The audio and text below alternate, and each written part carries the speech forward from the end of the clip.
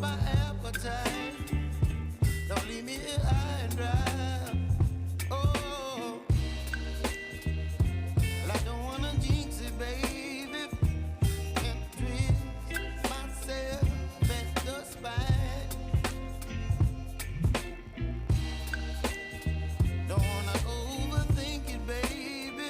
It's just twist your body and mine. Baby, you give me ice and fire. You're giving me wind and rain. You're some kind of butterfly. Baby, you give me midnight oil.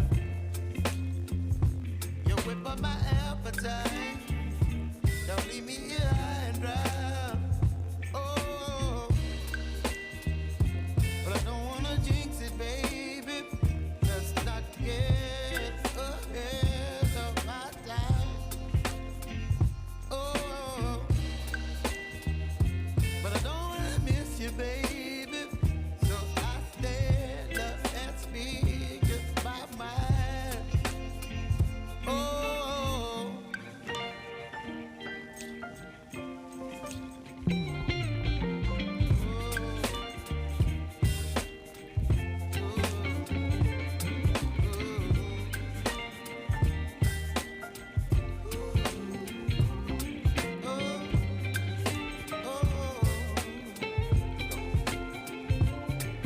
Baby, you give me ice and fire.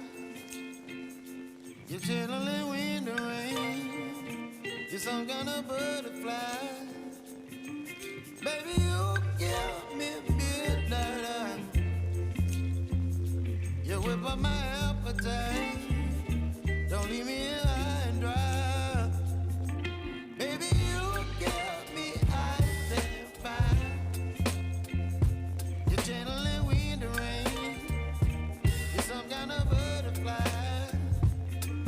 Baby, you give me midnight oil. You whip up my appetite. Don't leave me here high and dry. Oh, oh,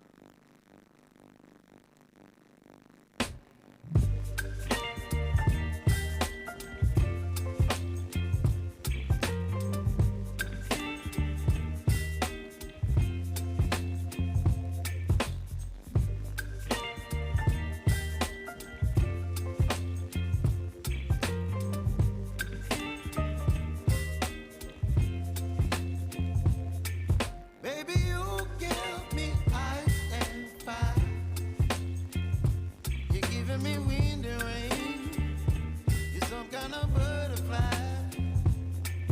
Baby, you give me midnight. You whip up my appetite. Don't leave me here high and dry. Oh, well, I don't wanna jinx it, baby. Can't twist myself at the spine. Don't wanna overthink it, baby. It's just twist your body and mine. Baby, you give me ice and fire. You're giving me wind and rain. You're some kind of butterfly. Baby, you give me midnight. You whip up my appetite. Don't leave me here high and dry. Oh, but I don't wanna jinx it, baby. Just not get ahead of my time. Oh, but I don't wanna miss you, baby. So I stand up and speak my mind. Oh.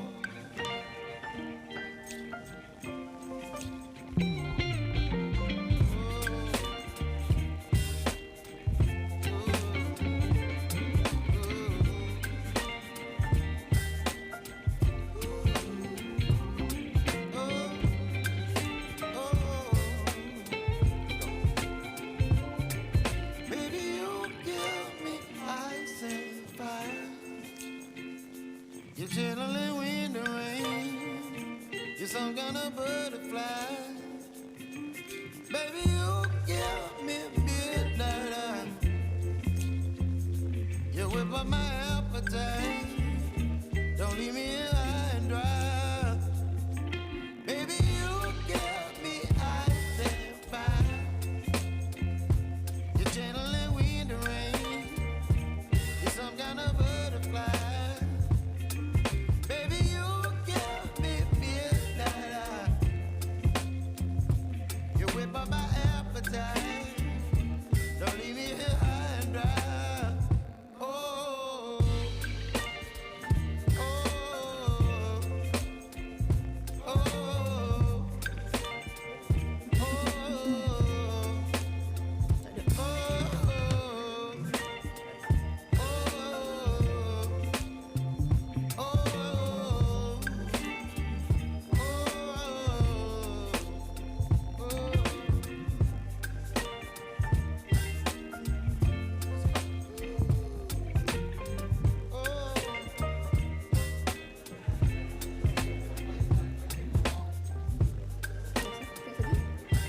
Test. Okay. Test.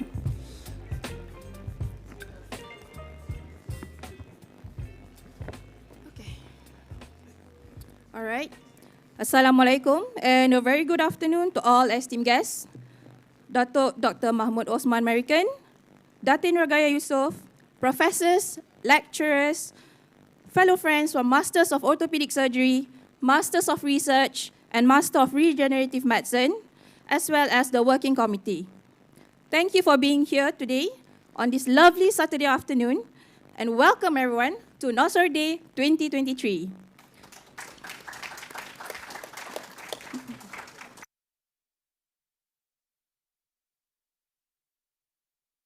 Timbalan Dekan Ijazah Dasar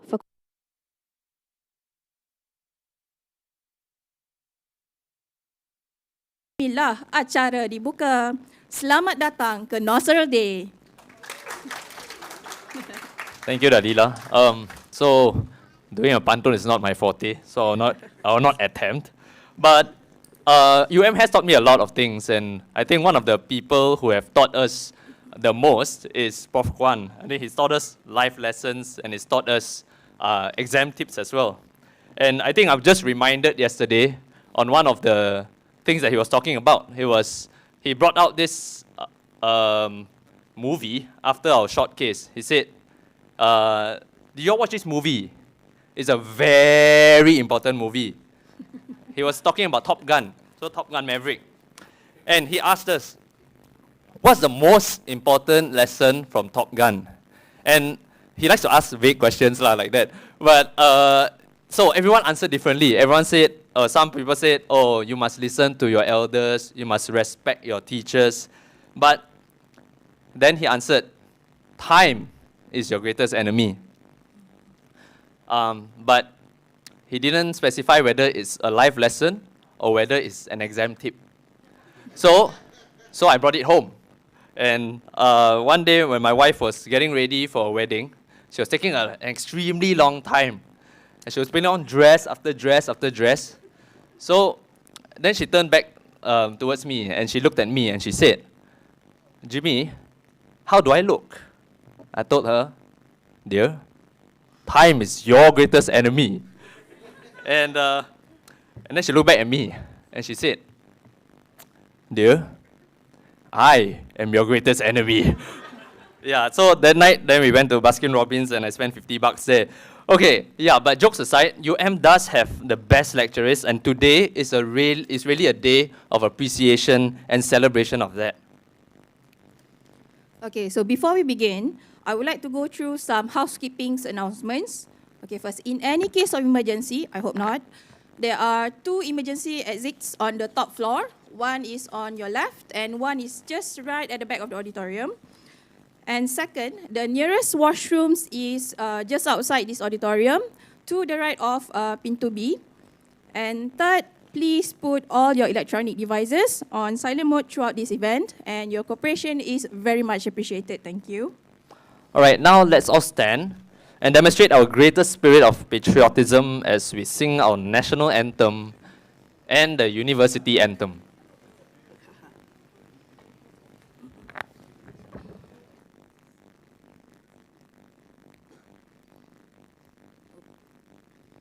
Baby, that's not it.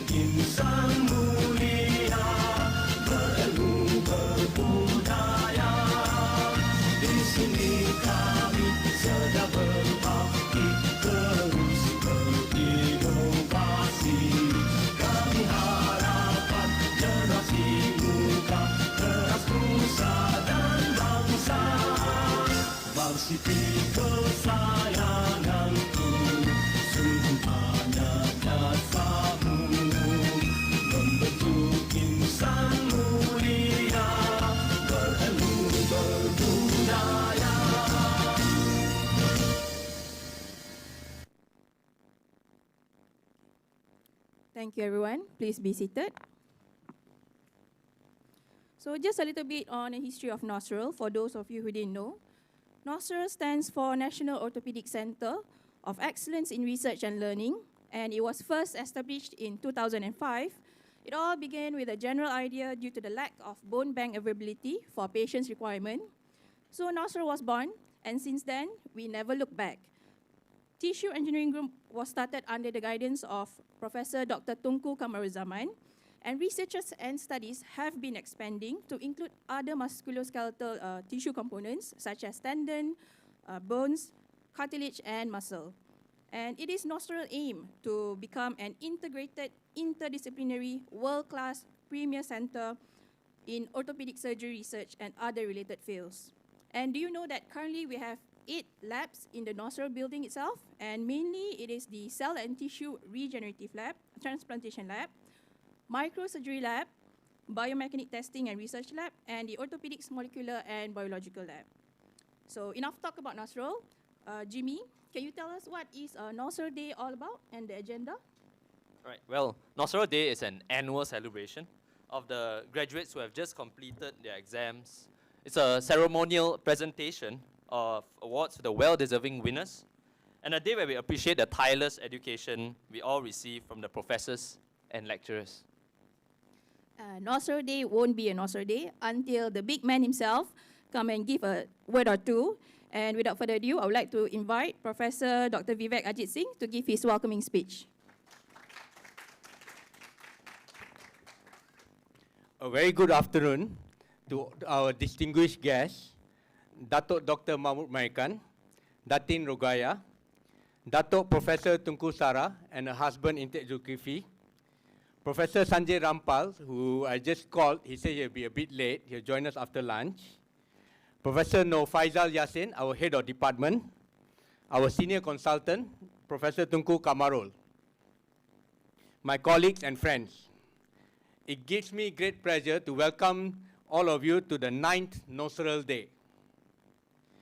First, I will start off by saying happy birthday to Noceral because the Noceral building was officiated on the 27th of May 2010. So today is the day where we officially got the Noceral building. As they have mentioned before, it was the brainchild of Professor Tunku Sara and Professor Tunku Kamarul, who overcame numerous obstacles to establish this orthopedic-centered research center. Now, Noceral is part of one of the research centers under the Deputy Dean of Research in the Faculty of Medicine. Our first Noceral Day, however, was held in 2015, and to date, we have held eight such events, and in 2020 and 2021, due to COVID, they were virtual. This is a day where we celebrate the achievements of Noceral members and those affiliated to Noceral. As you know, we have 19 new Masters of Orthopedic graduates, 14 from the last exam and 5 from last year. We have 2 graduates from Masters of Research of Medical Science and 2 from Region Medicine. This day is to acknowledge their contribution and also to give awards to those who have excelled and brought Noceral forward. And to show that we are not boring people, we have non-academic activities as well, where there are talks by Dr. Amber and Encik Maslan on non-academic related topics. And of course, Noceral Day would not be Noceral Day without a singing session. So there we have Professor Tunku Sara and her version of Spice Girls, who will be entertaining us in a short while. Finally, I would like to thank Dr. Nick Aiza and her team for putting in the effort to organize this day. A round of applause for her and her team. And before leaving the stage, a message to the new graduates. I would urge you to contribute to Noceral financially by donating to Yayasan Orthopedics. As you know, Yayasan Orthopedics is a tax-free organization. We will give you pamphlets if you decide to donate. It is a monthly donation. And at the end of the year, you will get a tax-free receipt, which you can deduct from your income tax. And this money will be used for training and research purposes. Thank you.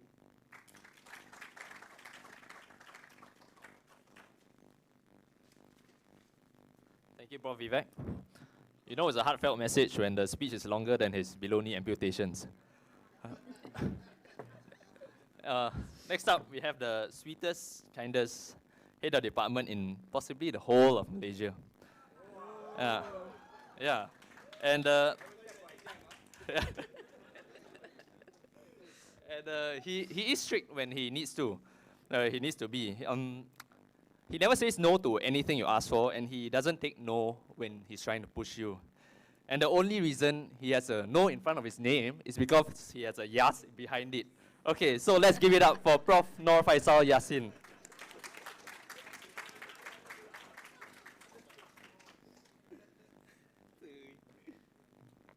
Bismillahirrahmanirrahim. Assalamualaikum warahmatullahi wabarakatuh. Good afternoon. Salam sejahtera. I think nowadays you have to say salam Malaysia Madani. Okay. Thank you so much for dear Chairman. Of course, a very welcome to the distinguished guests. Yeah? Datuk Dr. Mahmud Marikan and his wife, Datin Ragaya Yusof. Of course, my previous lecturers and teachers, yeah? Professor Tengku Sara, yeah? Professor Tengku Kamarul, and all my colleagues, the director of Noceral, Professor Vivek Ajit Singh, and my friends. Actually, I have not been prepared to give a talk like what Prof. Vivek did. The pictures taken, actually, that was when I was in Antalya in Turkey. Turkey, they call it. So I was just a last-minute pictures asked by by Dr. Aiza for the purpose of this Noceral Day. So I think Noceral has been leaps and bounds for the last few years. I think when I started training in UM, it was just a empty land, yeah. And then of course there was issues with the contractors, and it was abandoned for a few years. And then there was issues with the universities. In fact, even after the official building has been completed, when I was the head of department in the first year, that was 3 years ago now. So I had a problem with the registrations of Noceral under the faculties. So there was an issue in terms of the fundings, in terms of the administrations, who's going to be responsible. So, but Alhamdulillah, I think now it's been officially been taken as one of the center of excellence, yeah, under University of Malaya, which is good because it's been recognized as a research center. And then Prof. Sanjay has recognized us as one of the research center.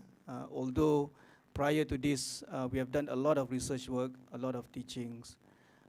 It's not that it's not counted, it's just there's no proper channels in terms of the fundings and in terms of the administrative duties. So I think now it's more official, and we can say that we are legally under the Faculty of Medicine and under the Deputy Dean of Research, which is Prof. Sanjay. So I think, again, congratulations to our trainees. Well done. Of course, there will be some obstacles. One of you who didn't make it, but I'm pretty sure he will make it in the next round. Yeah? So I think hopefully you guys can give him some support, yeah, word of advice. So I think that's important for him to keep going and keep the motivation going for the next exam in November. Yeah? Congratulations to all the other masters in Regen Medicine and masters in research. So we try to expand the unit under the guidance of Prof. Tengku Kamarul. Hopefully, he will not continue his traineeships under USM and come back to us because we dearly need him in the departments, yeah, to guide the units. Of course, people comes and goes. Yeah, we've been we have lost a few lecturers this year. So we are getting a few new faces. So hopefully these new bloods and new younger generation will push us forward and higher. Yeah? So I think thank you very much. I will not hold everyone longer. I think the next agenda is more important than That's what I'm going to say. Okay, thank you.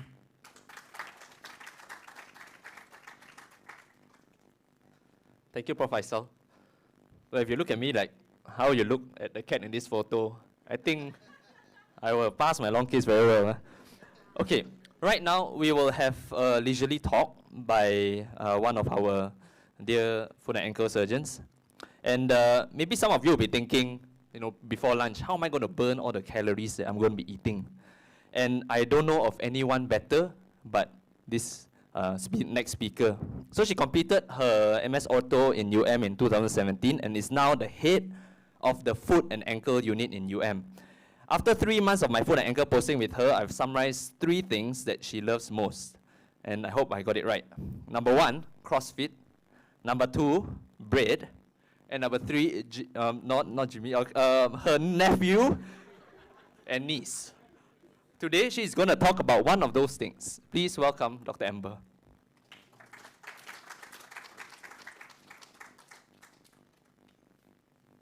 Thank you, Jimmy. You got the 3 things bang on, jackpot, right.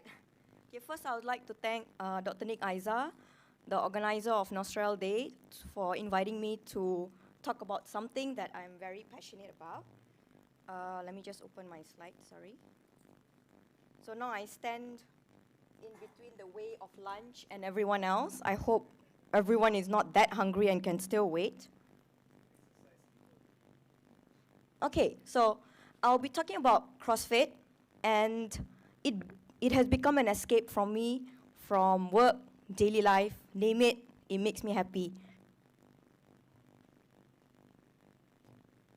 Okay, so if you look at the word CrossFit, there's a registered symbol at the end of it, because it's actually a company. But if I were to define CrossFit, it was actually founded in 2021, so it's actually quite new. It basically translates into constantly varied functional movements executed at high intensity. Okay, confusing? Simply put it as, it's just a form of functional fitness. So most of you, if you have seen feeds of people doing CrossFit in your social media, your feeds, anywhere, it's actually not that. You don't need superhero powers to be able to do CrossFit. Children can do it. Adults can do it. We call them masters.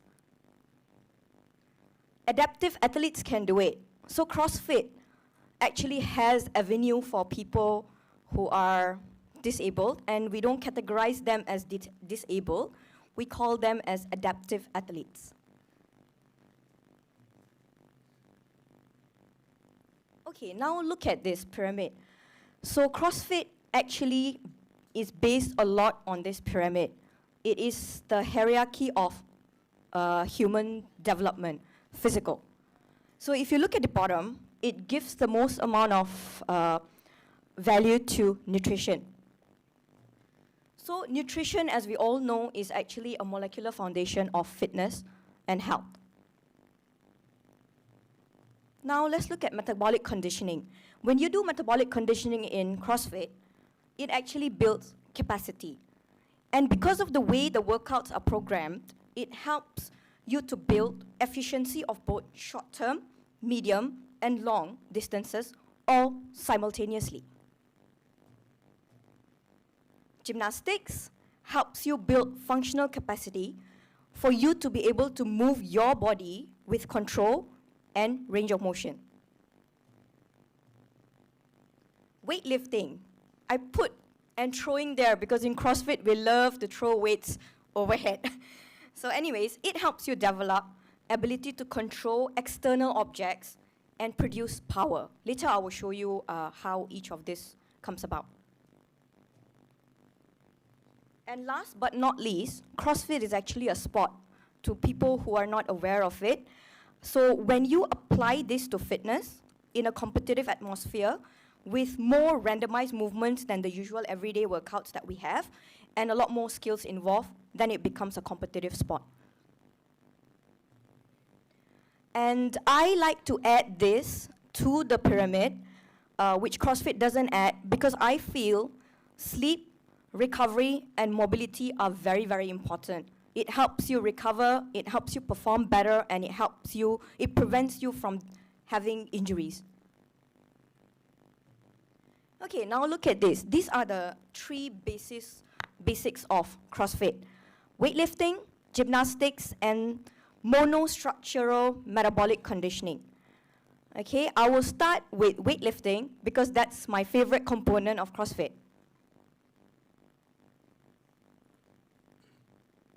Okay, weightlifting makes use of barbells, dumbbells, dead ball, sandbag, kettlebells, and medicine ball. And it combines all these tools into strength building movements, which then takes these basic objects and makes it into three basic movements, which are 3 types of squats, 3 types of presses, and 3 types of deadlifts. Air squat, everyone can do air squat. Front squat, and overhead squat. Back squat is not necessarily a part of CrossFit because it's just a normal movement. Okay, now let's look at presses. So there is strict press, there is push press, and there is push jerk, or in the picture you can see me doing split jerk. Deadlift, your conventional deadlift, your sumo deadlift, and medicine ball deadlift. You can also use kettlebells for deadlift. Okay, it then takes it a step further and makes it a little bit more complex by including clean and jerk into the movement, snatch, and the last one are thrusters. Now let's look at gymnastics. So when we talk about gymnastics, it doesn't translate to your cartwheels and your flips that you see the gymnasts doing. It's a little bit different. So gymnastics defined in CrossFit is just moving your body through space with control.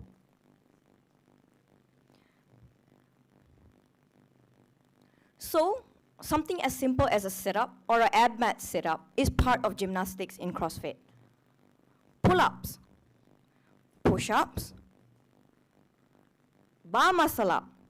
Sorry, that's me doing an assisted one on top of a box. Wall walks, handstand walk, handstand push-up, and rope climb.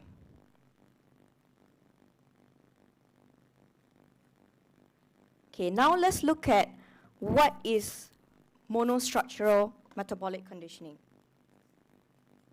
Monostructural metabolic conditioning is just translates into repetitive, cyclical movements that can be sustained for long periods of time.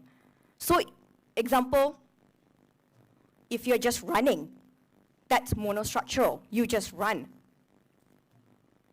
Rowing, swimming, bike. So in CrossFit, we've got 2 types of bike. The one on my right is an assault bike, and the one on my left is a biker. And a skier. And what CrossFit does is, it combines these 3 movements into something that's called a Metcon, or if you go to certain gyms, they call it WOD. Metcon simply translates into metabolic conditioning, and WOD refers to workout of the day. So here is an example of a bunch of my friends doing Metcon. It's in a time-lapse video form. Okay, I hope this plays.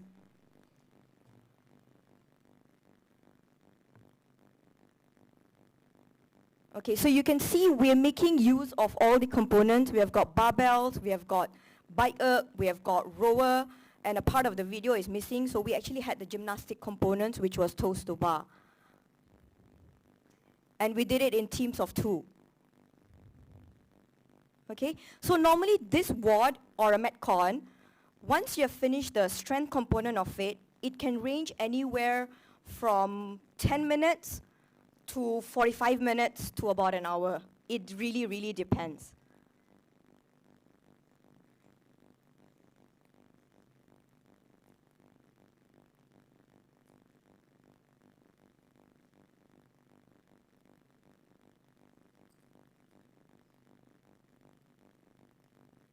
Okay, quite boring, right? I think I will move on to the next slide. Okay, so then what are the key benefits of CrossFit? So if you saw how the way the workouts are incorporated, it actually helps you to build full body strength. It improves your everyday functioning. Someone used an example. Suppose you're taking your kid and just throwing them into air and catching them back. That's similar to doing wall balls. Suppose you're sitting on the floor and you want to get up, or you're sitting on a chair and you want to get up. So that just equates to doing box squats. So it helps you with your daily function, especially when you age. And last but not least, it helps you train your cardiorespiratory system. Okay, so before I tell you how to go about doing CrossFit, does it work for every fitness level and need? I believe it does. So let me give you an example. Somebody who has got stability problems, right? Or knee issues, and you can't do a full squat. You can do a box squat as it's shown in this picture. You can do it without weight, fair enough. So what this does is, by having a shorter range of movement, it gets you to have a bit more stability. But you can still do it. Okay, I chose two of my favorite workouts. So in CrossFit, we have got this thing called Hero Watts. They are usually workouts that are dedicated to people from the Army, Navy, anywhere who have sacrificed their lives trying to save other people. So I put up Murph because right now Memorial Day is going on. Murph is dedicated to Michael P. Murphy, and usually the workouts, the rep scheme and all, it represents, it has a significance. It's not just random rep scheme. So it represents probably the number of people that he saved, or the date that he died, and things like that. So if you look at this, right, you're like, oh, that looks a lot, especially you do it with the body armor, right? But that can be scaled down as well. The reps can be broken down. The weight can be completely removed. You can do body weight. So let me give you an example. There are certain gyms that break down Murph. Rather than doing 1 mile run, 100 pull-up, 200 push-up, 300 squat, and then back to 1 mile run, you're going to be fatigued doing 100 pull-ups at the same go.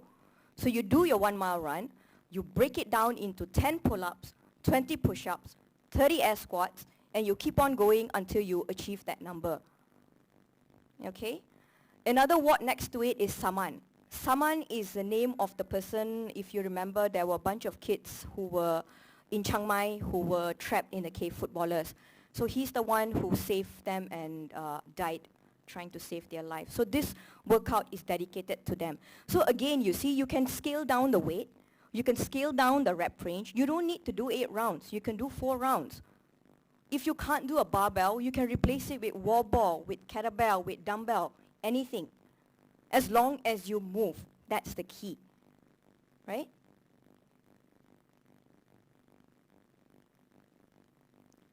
You can't do handstand walk, you can do pike push-ups. You can't do rope climb, you can do knee raises. 1 rope climb equals to 3 knee raises. So I hope I have convinced people that yes, it's possible. But having said that, it's not for everyone. So if you are the type of person who feels that you cannot go with things that are high intensity, because CrossFit is high intensity, you cannot shy away from it. It pushes you. So if you feel that you are somebody who prefers yoga and Pilates, then this is not for you. But if there's anyone here who is sitting on the fence and you think that you want to give it a go, here is how you can. So look for a local affiliate. What is meant by local affiliate is because I mentioned to you that CrossFit itself is actually a company. So gyms that have got memberships with the main branch of CrossFit, they are called affiliates. The advantages of going to an affiliate is I will mention later when you do your CrossFit Opens and things like that, so that becomes advantageous. The next thing is that I would advise is you start with 3 workouts for a week. So in a week you do 3 workouts and you try this for a month and you see if this is for you or it's not for you. But one word of advice, always be careful not to overtrain. It's something that I'm a culprit of as well. So you just need to know when to step back when your body isn't feeling right.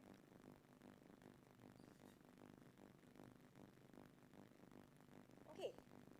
If I have managed to capture the interest of certain people, here is a list of gyms, CrossFit gyms, that are around Malaysia. These are the ones that I'm familiar with, that I know of. There might be a few that I am not aware of. So you see there's a huge list just in KL. They are scattered all over from KL to PJ to Subang and Shah Alam. Sabah, the CrossFit community in Sabah is actually quite huge as well.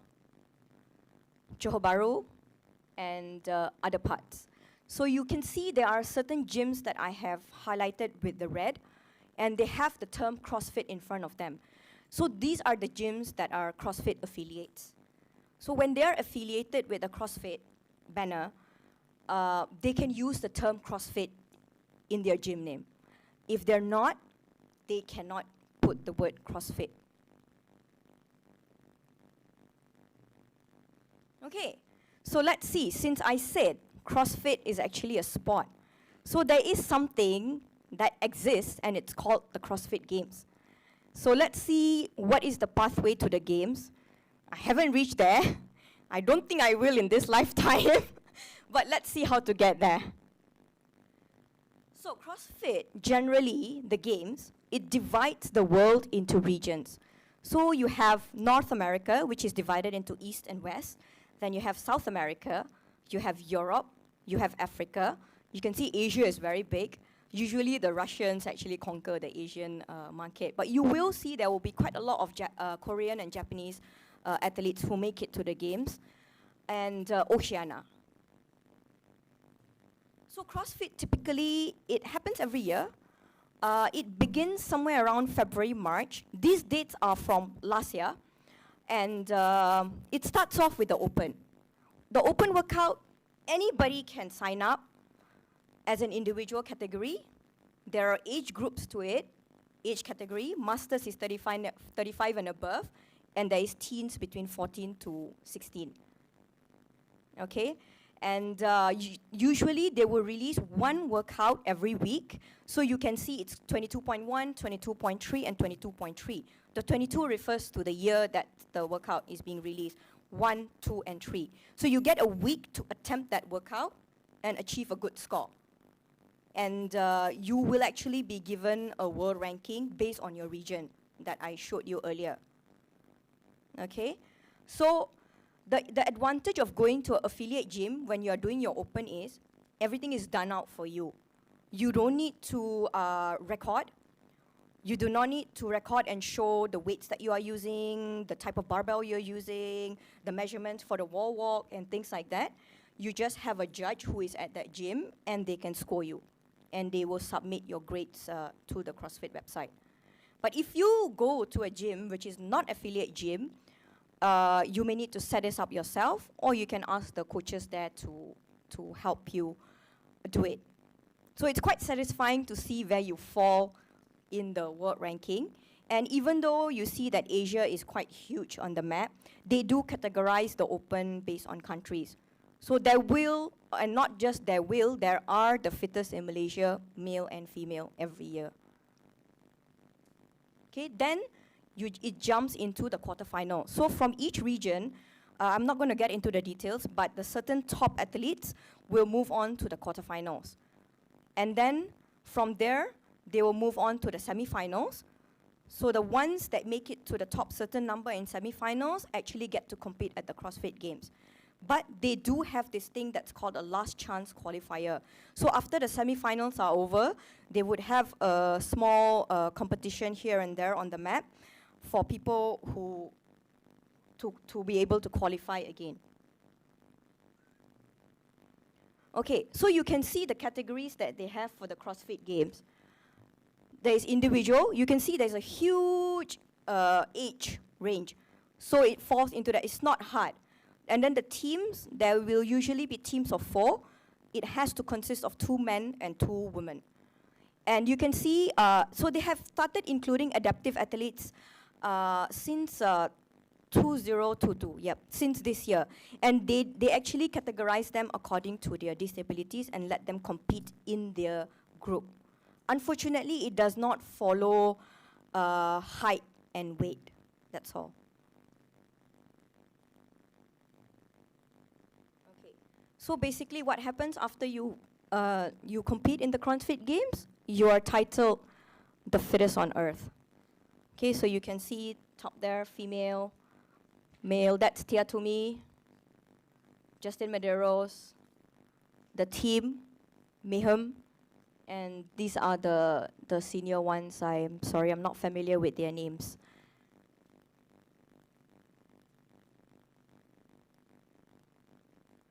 Okay, but fret not. If you think the CrossFit Games have scared you, fret not. There are local competitions as well. There are local competitions within your reach, inside your own CrossFit box, around Malaysia, and nearby countries such as Thailand. So here is a little bit of snippets from the recent competition that I went to in Phuket. It's called Island Battleground. Let me just play a little bit of the videos for you. So that's me carrying baby weights. And this is my friend Henry. So we had an event which was a clean and jerk ladder. So you start off with a lighter weight and then you keep on progressing until a heavier weight, until you can't lift anymore.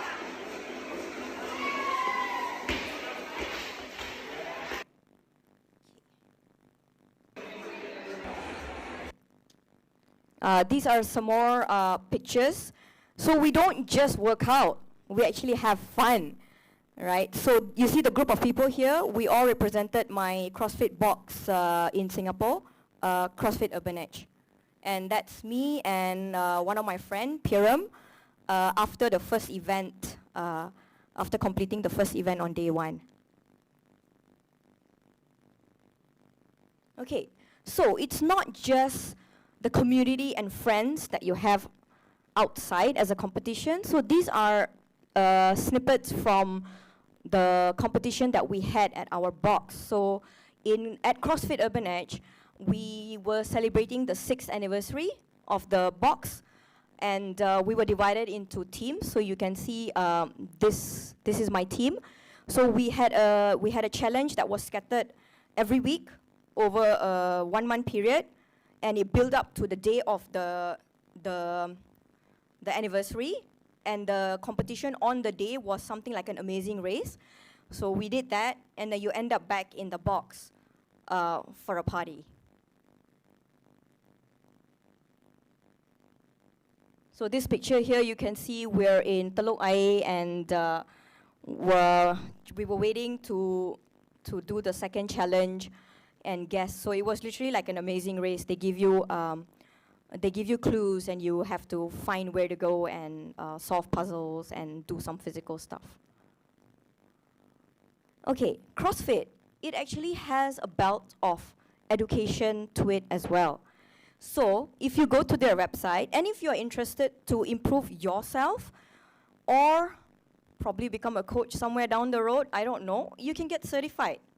So they have got fundamental courses, which teaches you basic barbell movements and basic gymnastics.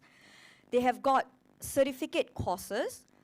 So they typically divide it into level 1, level 2, level 3, and level 4. So since the pandemic now, they have introduced level 1 online as well. They even have, if you want to teach kids CrossFit, they even have certification for that.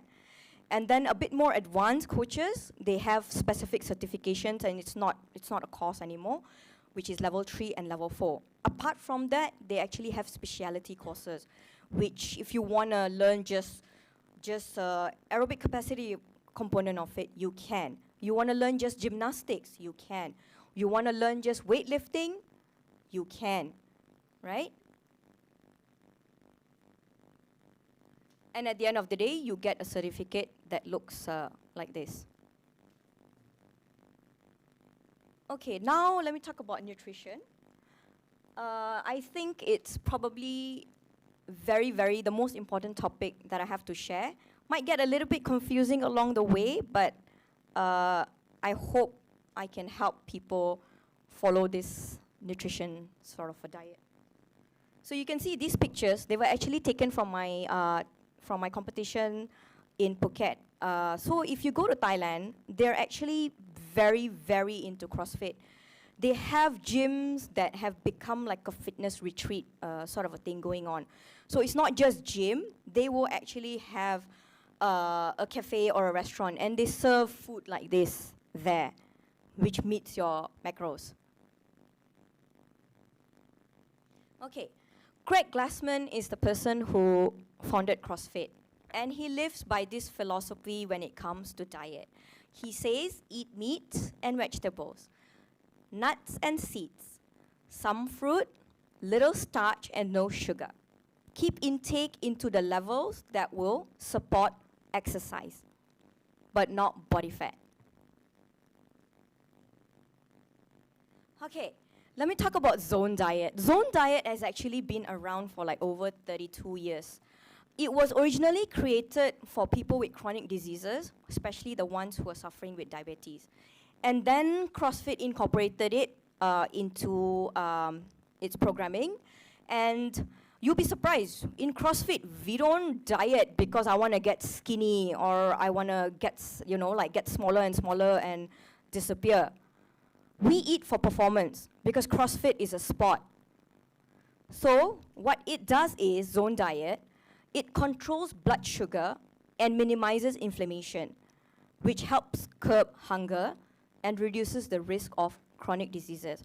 So if you're doing CrossFit and you're working out with that intensity, you're bound to have a lot of lactic acidosis within your body.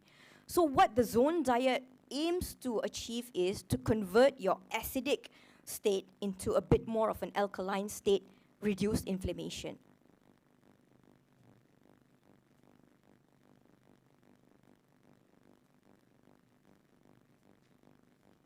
Okay, let's look at this. This becomes a little bit more complicated. So, typically, the zone diet, one meal consists of 40% of should consist of 40% of carbohydrates, 30% of protein, and 30% of fat.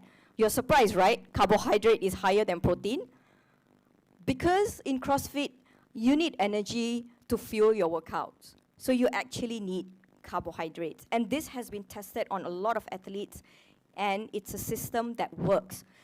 It then takes the food and divides it into this thing called a block system, which is easier for you to calculate your macros based on your needs. So one block consists of 9 grams of carbohydrates, 7 grams of protein, and 1.5 grams of fat.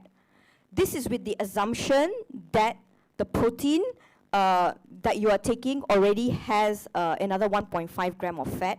So your fat actually in one block is a total of 3 grams. All right? And it tells you to take 5 meals in a day. Okay, here is where it gets a little bit more confusing. So this is the formula, the one right in the center, that's used to calculate how many blocks you need based on the zone prescription. First thing you need to know is your body fat percentage, because from there you will be able to get your lean body mass, which will help us to maintain the protein that you need. Okay, after that, you need to know your activity level. So in CrossFit, we typically divide the activity level into the Metcon that I mentioned, the metabolic conditioning. So if you're the type of person who does 1 Metcon a day, which is me, I typically do 1 Metcon a day after my strength training, mainly because I don't have time for it and age has caught up, so I can't sustain so much of a high intensity anymore. But anyway, so typically 1 Metcon equals to 0.7. So from there, you take it into the equation of a lean body mass. It's in pounds, multiplied by the activity level, divided by 7. This 7 actually comes from the block that I said. 1 block consists of 7 grams of protein. And with that, you will get your baseline zone prescription of how much of food you need to take. Now it becomes a tad bit more complicated when you add training volume to it. Because you have to remember, this is something that's designed for athletes, right? So if you are eating coming up to the competition day, you might be moving from 1 Metcon a day to 2 Metcon, to 3 and to even 4 Metcons in a day. Or if you are a coach, for example, you are coaching and then you're working out as well. So you, from the 0.7 on the belt, will actually fall between here if you're a coach. So you might bump into 0.8 or 0.9. Okay. This was baseline. From this, you can actually have 3 further categories. What if you want to gain weight? You're a gainer, you want to gain muscle mass. Simple. This is so an adult, a typical 6-foot adult, will actually need 4,000 calories per day, which equates to 49 blocks in the zone diet. Okay, that is a huge amount of calories to take in a day, span 5 meals. So that is why we choose the group of fat that is highest or most dense in terms of calories, and that is actually your fat block. So if you want to gain weight, you increase your fat block. So typically, if there is a male who has got a baseline and he is aiming for 4,000 calories, 49 blocks, every meal you increase your fat by 6 blocks. But you will realize you will plateau after a while. So what happens? You plateau, but you still haven't achieved your desired weight. Okay? So then you can add 3 blocks of fat on top of that per meal. Obviously, it's lower for females, and I have never come across any female in CrossFit or, as a matter of fact, anywhere that wants to be a gainer. Because if you gain weight at this rapid rate, it is very, very unhealthy in the long run. So people who fall into their categories are actually powerlifters. They need fat to lift. My coach always used to tell me, Amber, fat is power. Okay? Now let's see. Maybe a bit more of you will be interested in body fat loss. Simple. You have your baseline block that's been prescribed to you. You just reduce 1 block of carbohydrates from this. The reason why you are reducing carbohydrates is because it helps decrease the storage potential and insulin loading. Suppose you want to lose weight faster, right? Then you can drop 1 block of carbohydrates every meal.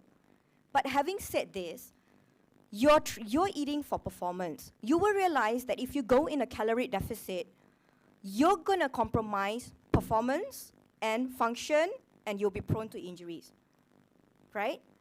So what we recommend is you can drop the carbohydrates, see how you feel. If you feel that your performance is coming down along the way, then with every 1 block of carb that you drop, you add 3 blocks of fat.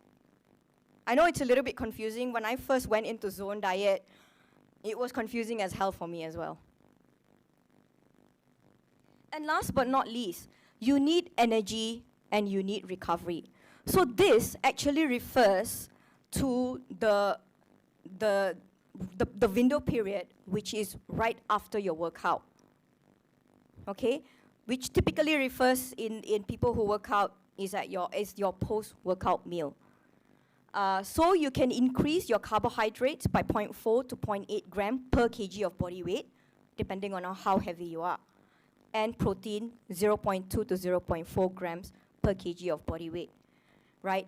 30-minute window period is very short to eat a meal that has that much calories for you to take. So that's why you see people who work out, they just grab a protein bar or they grab a protein shake. So why the 30-minute window? Basically, it's where your body is most sensitive to insulin, and it will shuttle back the nutrients into your muscles. Have you ever realized that if you do a very intense workout, right after the workout, you feel like you're drained? Because you've lost calories, right? You're hypoglycemic. That's why you need to fuel yourself with carbohydrates and proteins. You cannot fuel yourself post-workout with fat because it metabolizes slow. Okay, let me give you an example.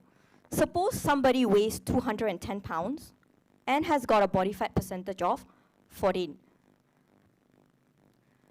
which then says that, based on that, he has got 30 pounds of body fat, making his lean body mass 180 pounds. And okay, just say he does 1 metcon a day, so that's 0.7 divided by 7. That gives us 18 blocks that he needs to take in a day. Simple, 5 meals, right? 4 blocks, breakfast, lunch, dinner, 3 blocks post-workout drink, and another 3 blocks for snack.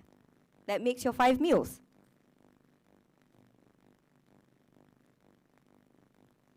This slide is a little bit busy as well, but so what CrossFit does is it gives you a list of food groups that you can opt for, and it tells you how many grams each block would have, so it's easier for you to calculate.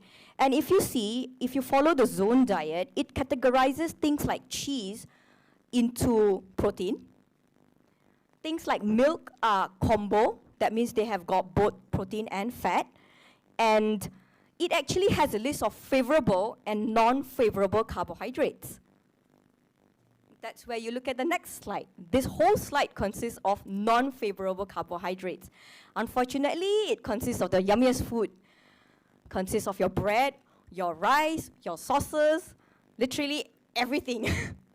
All right? So, it's not, not saying that you can't consume this, but if you do opt for non-favorable group of carbohydrates, you need to know that the quantity becomes very, very critical.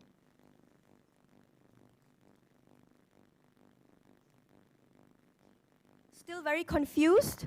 Just look at this. Okay? Close your eyes and imagine that this is a cake, right? And the red thing at the top is the cherry on top of the cake. Now imagine that the meal timing frequency, micronutrition, macros is just mud, poo, snot, and sawdust, respectively. Right? Do you think by putting cherry on top is going to change the taste of the cake if it's sawdust, mud, poo, and everything else? It's not. But unfortunately, companies market you towards this. They want you to take supplements, but if you don't have your foundation right, there's no point taking your supplements. There's no point if you don't have your calories in check.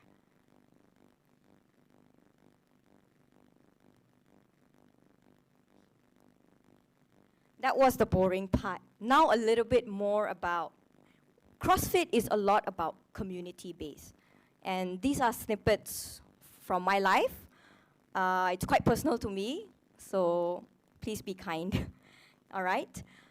This was again from the Phuket competition that I went with my friends.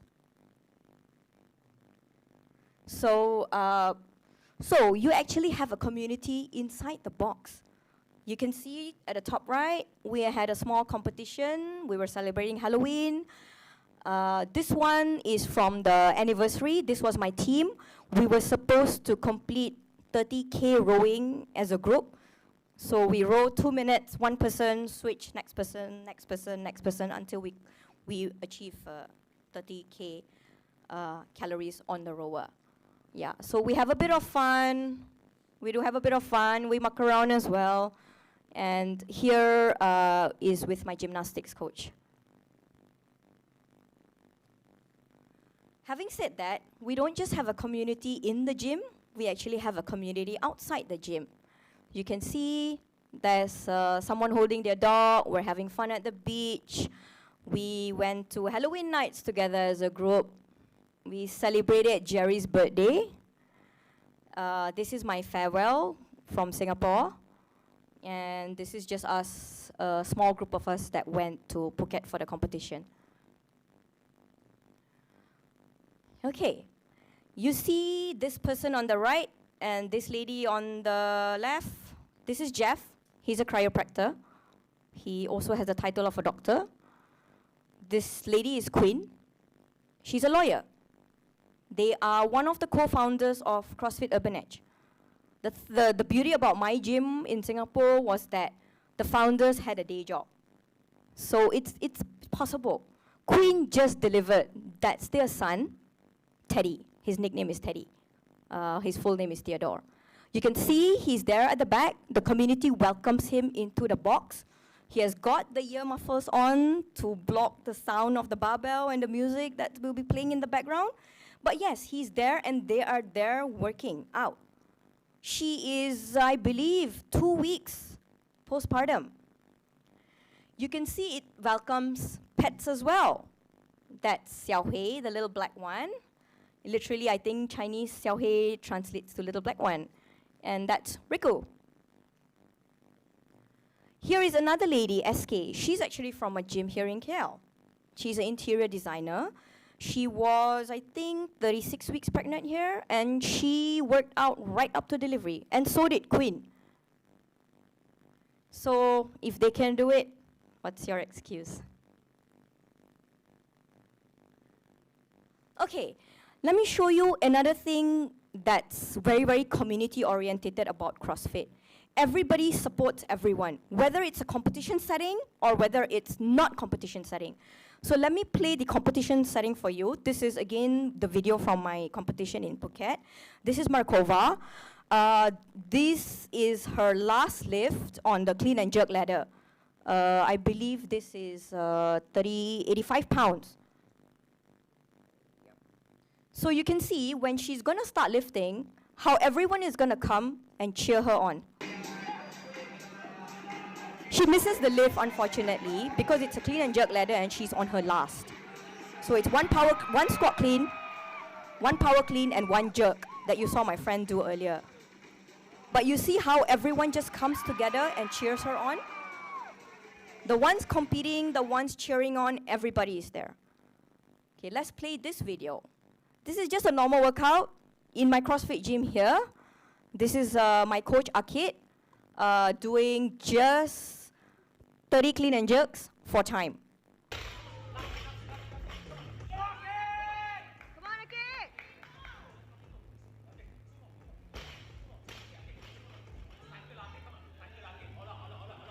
Everybody drops what they are doing and we're cheering him on, because this just takes him under 3 minutes to complete.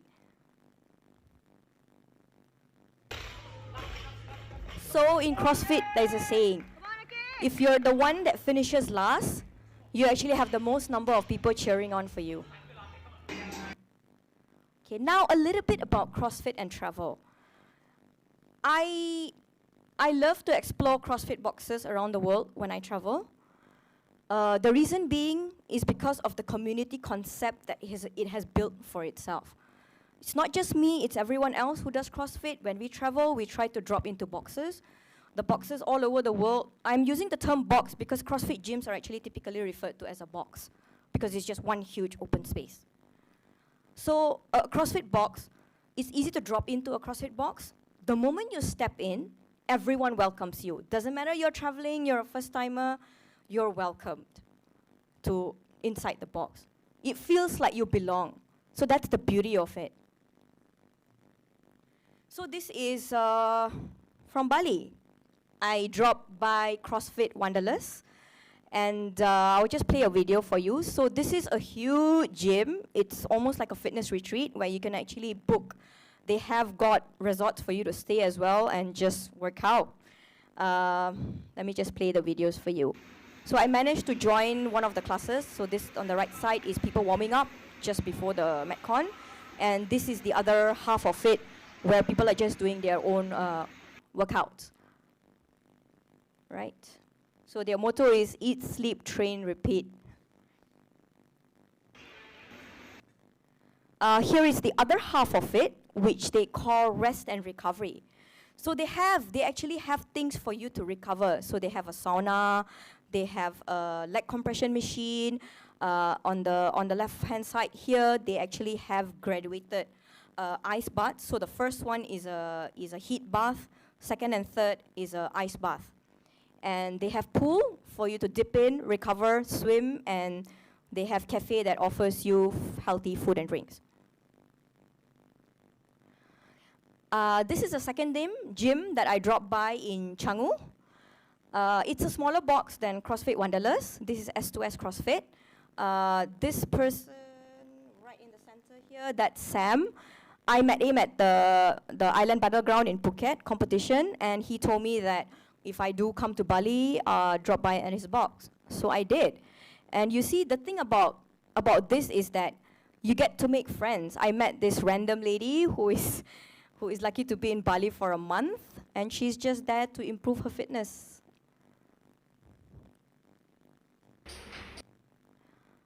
Okay, I'm not really going to go through this, but this is Greg Glassman's definition of health and fitness, CrossFit style, in 100 words. So it's basically the same thing about the food that I mentioned, the compound lift that it has, and how you put it in. Basically, you go hard and you go fast, right? You go 5 or 6 days per week. So if you look at a CrossFit, typically, right, they tell you to train 5 days a week, 1 day active recovery day, and 1 day is a complete rest day. So that's how usually people who do CrossFit train. Unless you're competing, then it becomes a little bit different. Okay? So it helps. What CrossFit does is it creates different workouts, so you don't get bored, because routine is your enemy, right? And I believe this is my last slide. And yeah, this picture is from the anniversary, when we all finished the competition and the party was over and we just took a picture. This one is from the Island Battleground, all the people who competed. And yeah, thank you.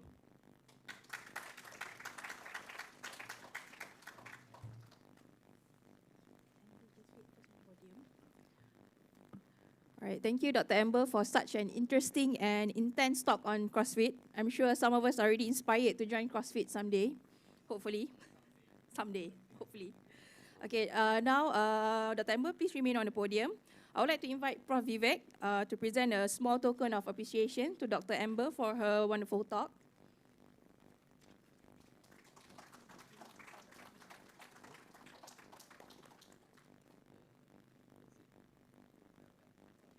Thank you, Prof, and thank you, Dr. Amber. Okay, next, we have a small special surprise for our very own backbone of Noceral Day. I would like to call upon Dr. Nick Aiza to the podium. For those of you who doesn't know, Dr. Nick Aiza just turned a year wiser yesterday. And so we would like to invite everyone to sing a birthday song for her and celebrate it together. Yeah, come down. Okay, yeah. Together with Noceral birthday.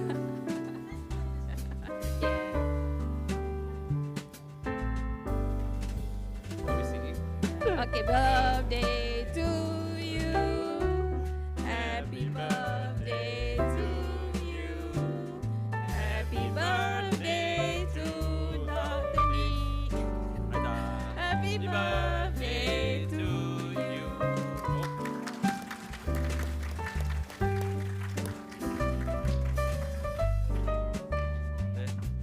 Wonderful. Yeah. Yes. Don't delay us anymore. Yeah.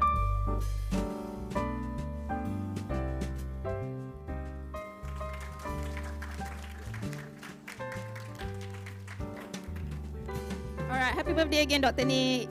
Alright. So now it is a time everyone's waiting for. We are going to have a short lunch break and also Zoho prayer. So our lunch will be held at the one floor above. So I would like to invite our committee members to accompany our VIPs to the lunch style buffet procession. And for the Muslims, you can use our Noceral surau for your Zoho prayer, and we will open the door for you. We will meet back here at 3 p.m. for our next agenda. Please enjoy your lunch. See you guys.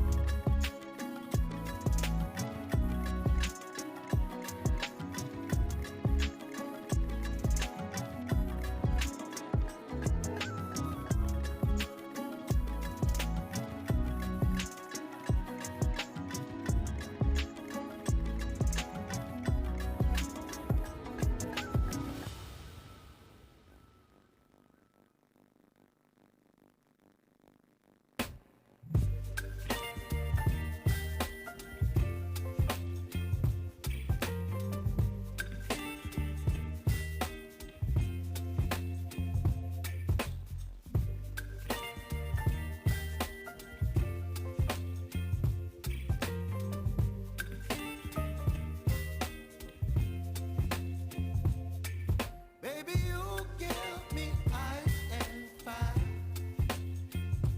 You're giving me wind and rain. You're some kind of butterfly. Baby, you give me midnight. You whip up my appetite. Don't leave me here high and dry. Oh,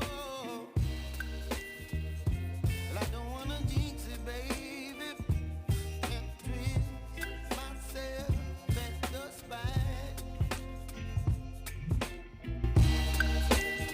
Don't wanna overthink it, baby.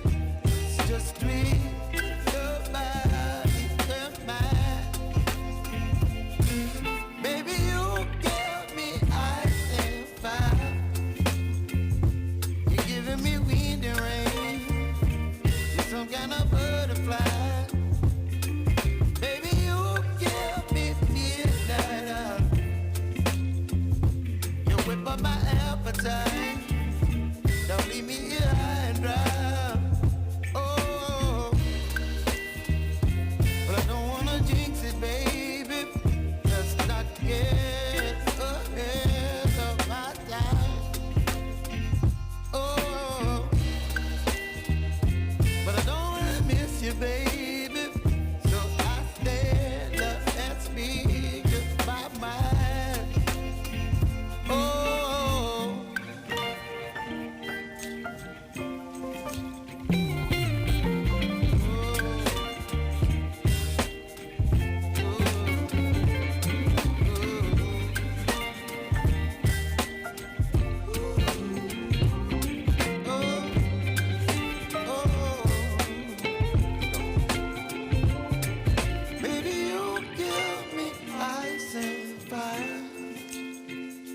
You're chilling wind and rain.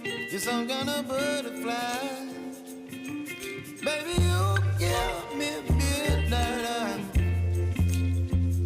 You up my appetite. Don't leave me here high and dry. Baby, you give me ice and fire. You're gentle and wind and rain. You're some kind of butterfly. Baby, you give me midnight. You whip up my appetite. Don't leave me here high and dry. Oh, oh, oh, oh,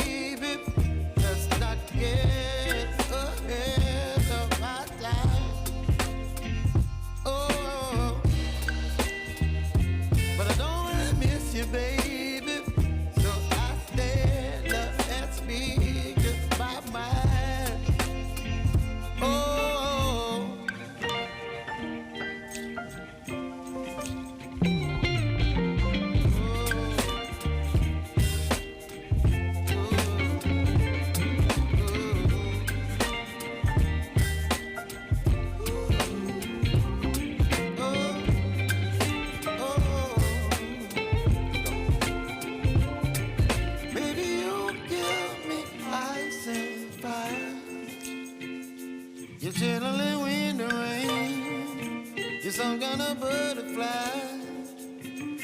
Baby, you give me midnight. You whip up my appetite. Don't leave me here high and dry. Baby, you give me ice and fire. You're channeling wind and rain. You're some kind of butterfly. Baby, you give me midnight. You whip up my appetite. Don't leave me here high and dry. Oh, oh, oh, oh,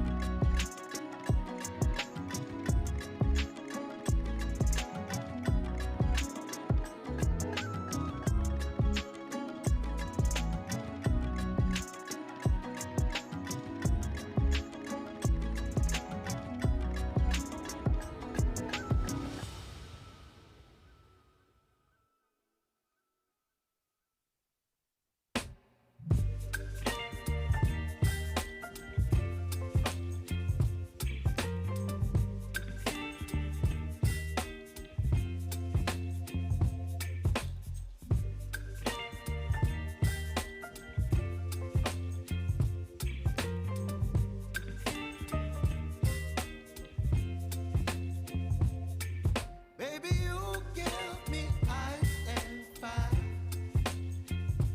You're giving me wind and rain. You're some kind of butterfly. Baby, you give me midnight. You whip up my appetite. Don't leave me here high and dry. Oh, well, I don't wanna jinx it, baby, and twist myself at the spine. Don't wanna overthink it, baby. It's just twist your body and mine. Baby, you give me ice and fire.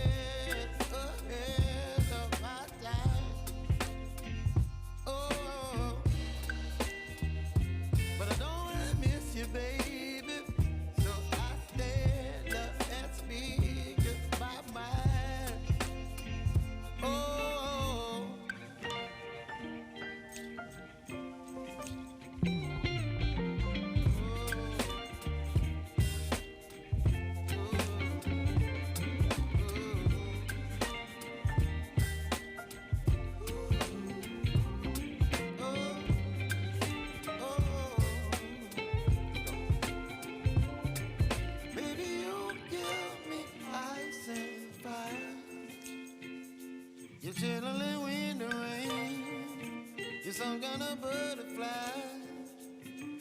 Baby, you give me midnight.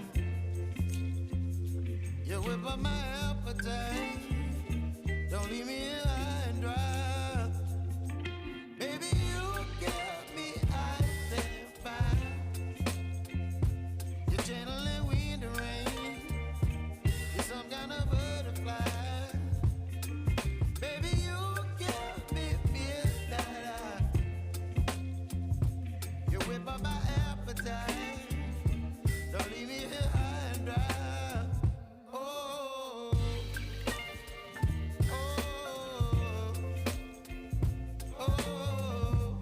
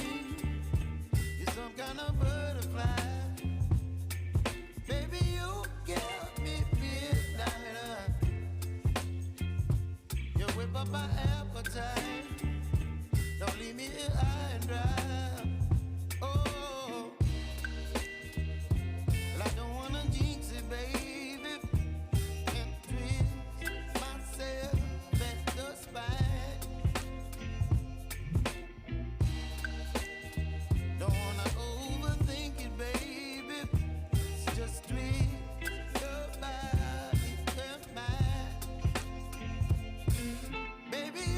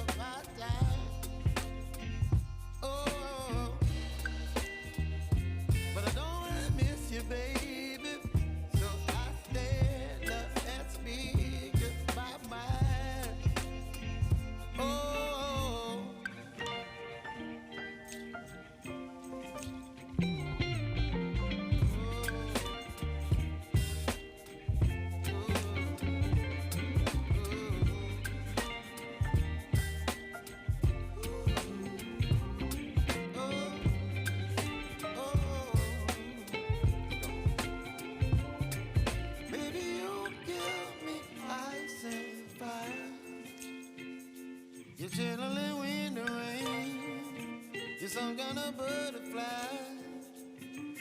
Baby, you give me midnight. You whip up my appetite. Don't leave me here high and dry. Baby, you give me ice and fire. You're channeling wind and rain. You're some kind of butterfly. Baby, you give me midnight. You whip up my appetite. Don't leave me here high and dry. Oh, oh, oh,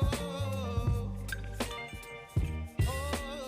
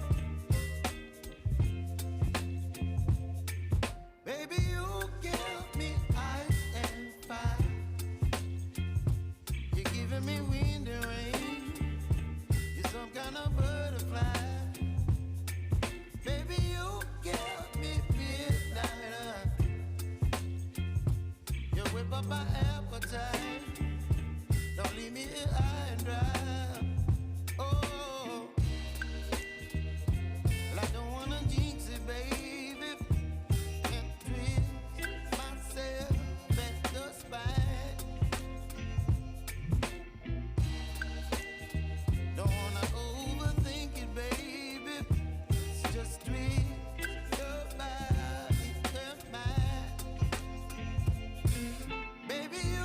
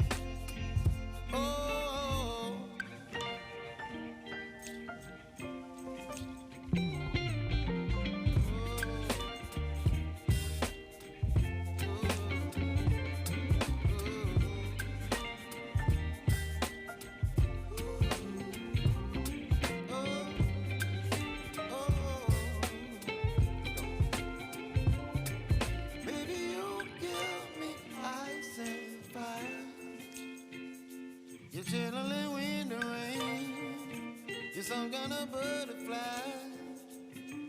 Baby, you give me midnight. You whip up my appetite. Don't leave me here high and dry. Baby, you give me ice and fire. You're gentle and wind and rain. You're some kind of butterfly. Baby, you give me midnight. You whip up my appetite. Don't leave me here high and dry. Oh, oh, oh, oh,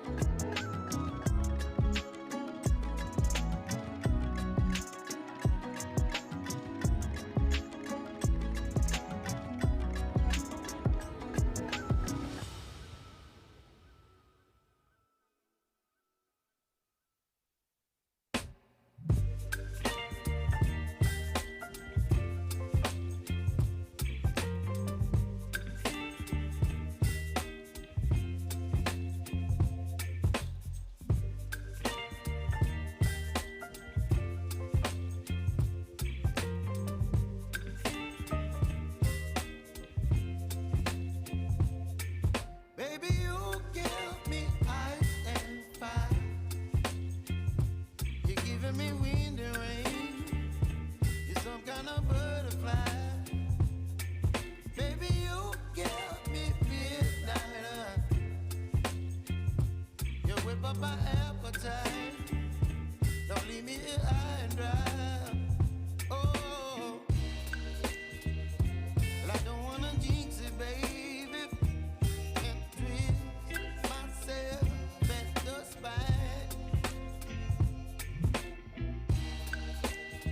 Don't wanna overthink it, baby. It's just twist your body and mine. Baby, you give me ice and fire.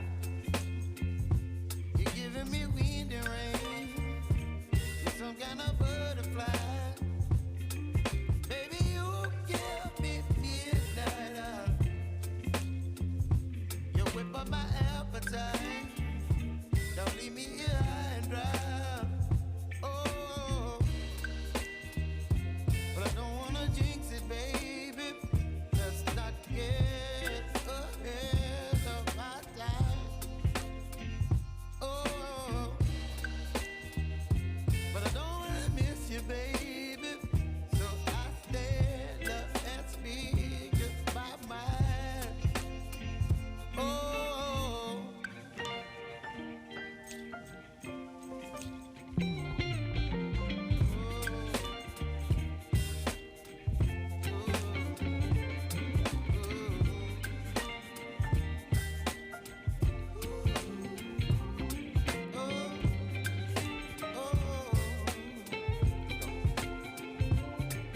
baby, you give me ice and fire.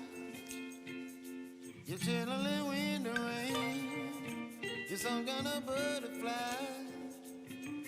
Baby, you give me midnight. You whip up my appetite. Don't leave me here high and dry. Baby, you give me ice and fire. You're channeling wind and rain. You're some kind of butterfly. Baby, you give me midnight. You whip up my appetite. Don't leave me here high and dry. Oh,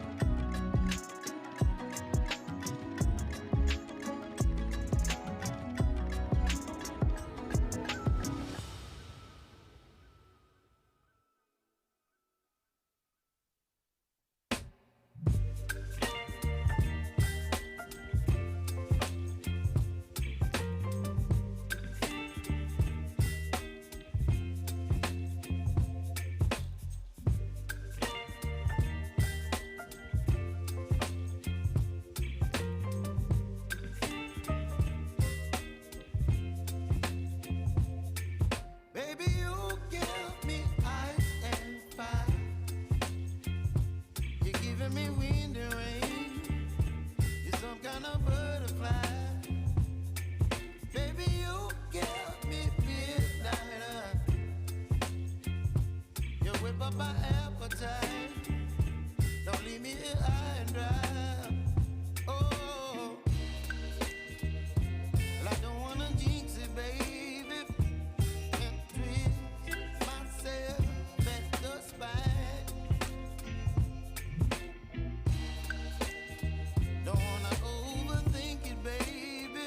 It's just twist your body and mine.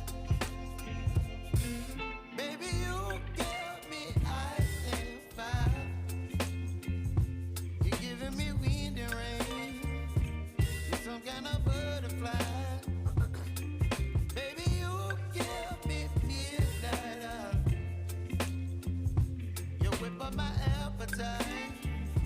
Don't leave me here high and dry. Oh, but I don't wanna jinx it, baby.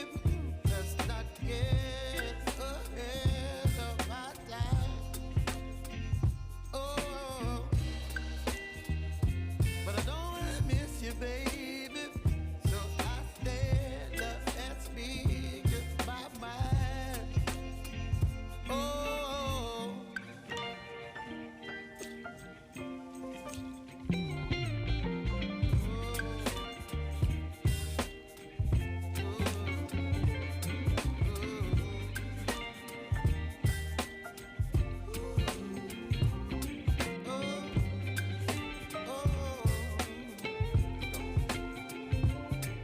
Baby, you give me ice and fire. You're channeling wind and rain. You're some kind of butterfly. Baby, you give me midnight. You whip up my appetite. Don't leave me here high and dry. Baby, you give me ice and fire. You're channeling wind and rain. You're some kind of butterfly. Baby, you give me midnight. You whip up my appetite. Don't leave me here high and dry. Oh.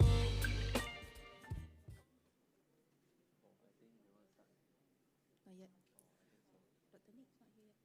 Yeah.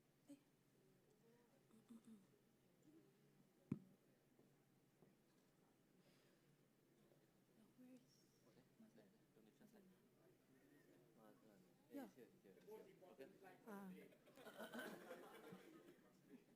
Okay.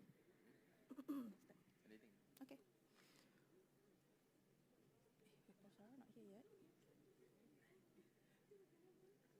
Are we okay to start? I think so. Dr. Nick? Okay, hi everyone. Welcome back for our next agenda. So, did you guys enjoy the lunch? Yes? I know Peter, you enjoy the cake, right? Okay, so I'm sure you are all full now. So, like the saying says, happy tummy, happy people. So, if you're feeling joyful, this slide here is very important, like Prof. Vivek said. Please be generous in giving your donations and support the Yayasan Orthopedic. You can bank in your donations and contributions to the account mentioned above. You can touch and go me. I will transfer for you. Okay. Nice. Okay, so for our next featured talk, it will be given by a man who initially started as a PPK in our orthopedic clinic fracture room in 2010, and now he has moved on to a more lucrative job doing administrative work in a nursing department, as well as clinical teaching for the nursing students and also MBBS students. So I will welcome Mr. Mazlan Ali to the podium for his next talk, Enclosed Terrarium.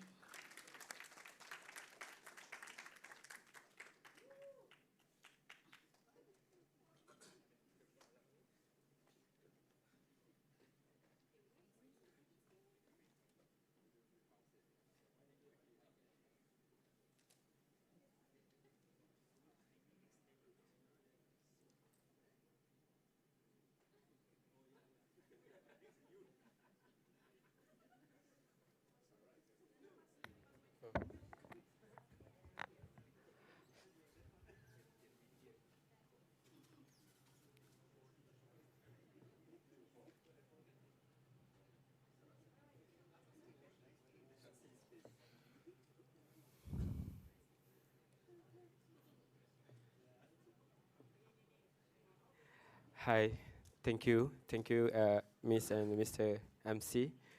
Hi everyone, my name is Mazlan. So my topic is very simple. It's related to our life, mean nature. So we bring the nature to home. All right, how to make our own enclosed terrarium. So what is a terrarium? Terrarium is a decorated garden in the glass container, provide enough on an opening gardener to assess their plant. So okay. So how does terrarium works? So the first step was terrarium is a closed environment and can actually be used illustrated how ecosystem works. Okay, inside a terrarium wall, many different natural process may be observed: photosynthesis, respiration, and water cycle. And the water in the terrarium constantly recycle, passing from the liquid from the gas back again. As the moisture in the air condense on the glass wall, it's returned to the soil. Okay, so it's like recycle inside only because they're closed. Okay, later we can see type of terrarium. Sealed terrarium, that means it's a closed. Open terrarium, that means they are open. That's there's no any water circle. Okay, type of terrarium. There are many type of terrarium usually named cacti terrarium, carnivorous terrarium, fern terrarium, moss terrarium, succulent terrarium. Cacti terrarium is a love dry surrounding. It's open. Okay. Carnivorous terrarium. Carnivorous terrarium prefer the bright light and easy access to the food. So actually, carnivorous terrarium was plant is eating the ants, fly, right? So they will catch lah. Fern terrarium lots in the I mean okay. With the fern need a trim because how high can we grow, because fern terrarium is very fast grow. Okay. Most terrarium is most a beautiful terrarium. Okay. Most terrarium usually used to keep in moisture within in the terrarium, especially in the closed terrarium. But they are most terrarium, they have nothing but moth. So we can connect to the any green plant also. All right. There are two different ways to build a moss terrarium. One is fully submerged in water. Another one, container, it promote moisture. Also, most kind of prefer in the shaded. All right. Succulent terrarium. Most type of succulent like grow in dry habit, so that soil doesn't get moist. Okay, they only use sand only. All right. Also, succulent shouldn't be water a lot. All right. Succulent has and cacti will be paired together well since they are same needed. Benefit of terrarium. There are quite a few benefits in terrarium, such they help grow plant. Right. They provide confine and space in the garden. So can use artificial light, LED, fluorescent. Okay, terrarium need water often. Don't need terrarium cacti don't need the water. Do terrarium need sunlight? Most need either direct or indirect light. Artificial light may be used. All right. So example like direct sunlight, indirect, and artificial. So it's recommended to use fluorescent or LED bulb, a white incandescent bulb. All right. Supply that we need for the making terrarium: a glass, a small pebbles, succulent and cacti, any plant, succulent or cacti in a various shape, white sand, spoon, long tweezer. Okay, this is activated charcoal. Is needed in the material also. activity checker is a base layer in the our terrarium and help drainage and maintaining. And also activity checker found in the pet aquarium supply store and absorb the chemical toxin adore is in the soil and water and air can build up inside the terrarium over time and damage our plant. Okay, choose your soil is recommended to the plant using as a fern, cacti, and different requirement. Description. Okay, the most different colors most available in the floral section of your craft store, textural additional and in your terrarium. They also can be used as separate from the. I mean, we can get from the. Okay. Tool.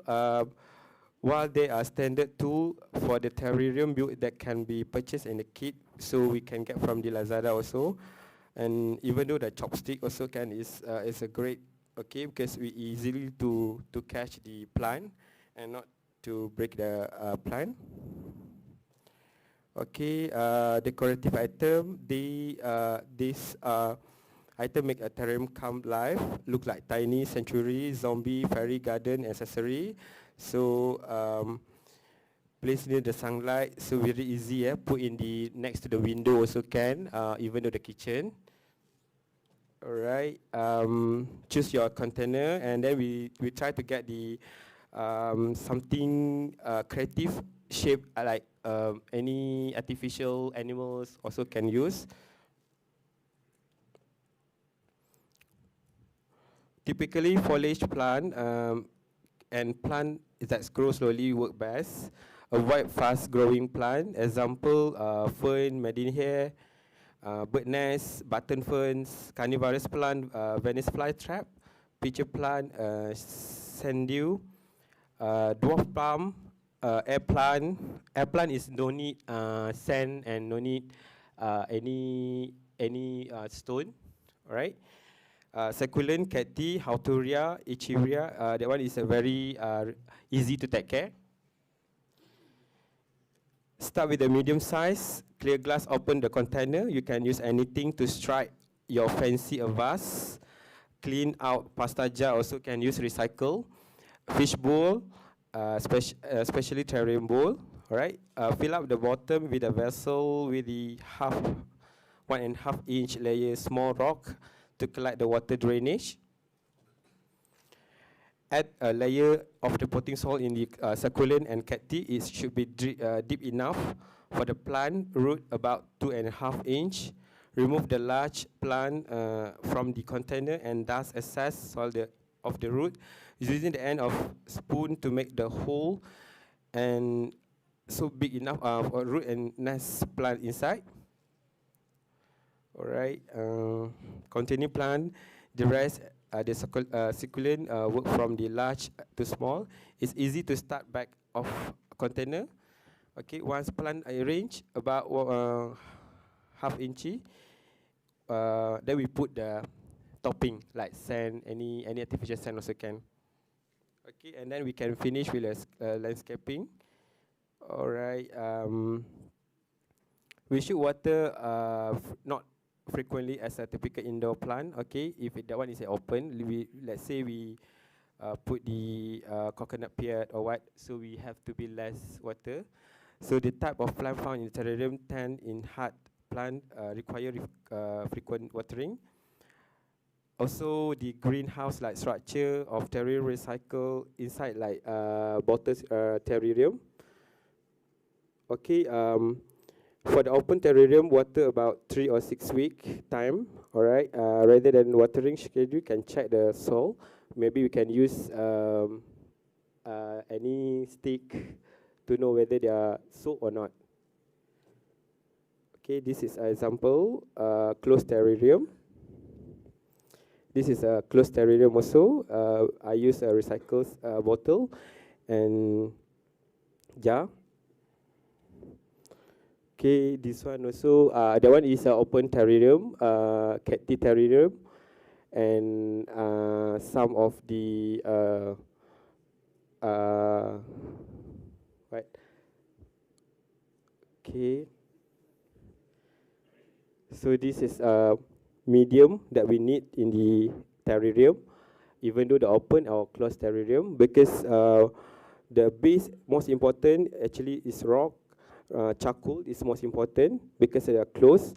So we have to choose a soil. Soil that one is need to see whether that mix with the cocoa or not. If I single, then it should be okay. Then we can mix up. All right, and then plant and then pebbles for the cover up on the topping. So this is an example also, terrarium layers. Okay, this is topping medium, we call the pebbles. Okay, that one is can mix with the soil also to make it spaces, right? So single jar terrarium for the succulent, okay. So activated charcoal can be purchased in powder, chunks, pellet, tube, and granulated. So depend on our taste whether we need to powder also can. Powder is very fast drainage. That's why I usually use pellet. Okay, that one is a drainage pebble. So that one easy for the cactus or succulent. Okay, that one is a LED that we can use for the artificial light. That one for the open terrarium, all right, indoor open terrarium. So LED light to promote the environment, to promote the moss grow. Okay, thank you.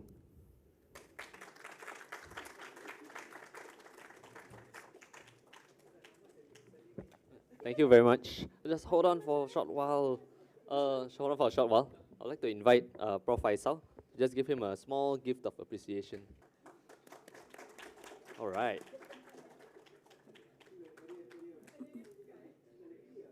Huh? Pagi balik dia.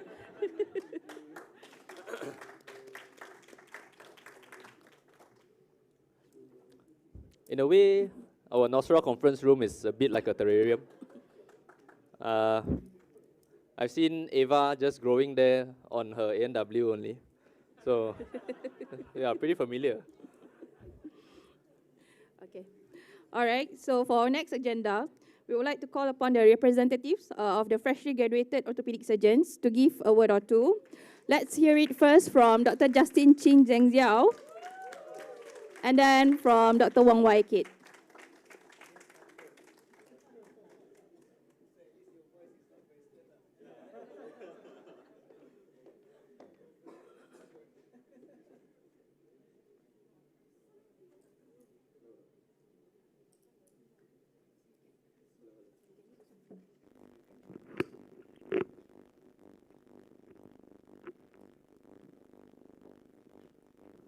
Oh, testing, 1, 2, 3. All right, very good afternoon to all our distinguished guests, all the professors, lecturers, academic staff, the fellow graduates, and fellow friends. All right. So first of all, thank you very much to the MC for the opportunity for me to be here to share a few words with everyone here. All right. So ladies and gentlemen, today, first of all, as we stand here, as we embark on a new chapter of our life, we know that all these are not possible have it not been for the effort from each and everyone here. Right, in my humble opinion, University Malaya is a center with the best orthopedic residency training program. Now, because it is more structured, it is more organized. We have got a lot of long cases, short cases, pre-op, post-op, classes, extra workshops, and so on. But what makes it better is the lineup of the professors and lecturers who are there to guide us and supervise us, ladies and gentlemen. Now, that is coupled with the excellent support from all the academic staff. In America, they call it the dream team.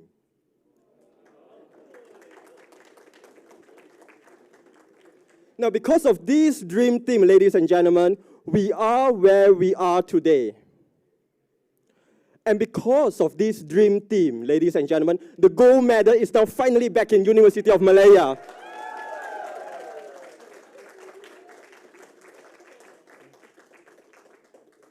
Now, to all the professors and the lecturers out there, you push us, you challenge us, you shape our mind, and you nurture our thirst and hunger for knowledge. And we are the lucky bunch of people because we are standing on the shoulders of giants. The wisdom and the knowledge that you impart to us allow us to navigate through the day-to-day patient care and also the complexity of the board exam. Now for that, I am and my batch, we are forever very grateful for your teachings. But of course, at the same time, I would also like to take this opportunity to recognize the contribution from the unsung hero who have been sticking to me through thick and thin. That's my wife, Joning, my parents-in-law, and all my family members. Now, I still remember 4 years ago when I told my wife that I'm going to embark on this wonderful orthopedic journey. Well, back then, she was my girlfriend, not yet a wife, all right? So I was telling her that at the end of these 4 years, there's this award, the ultimate award that is up for grabs. From day one, she never stopped believing in me. She knew that it is possible, she knew that it is achievable, and she just whispered into my ear, "Go all out for it. She will take care of the rest, ladies and gentlemen, and the rest is history."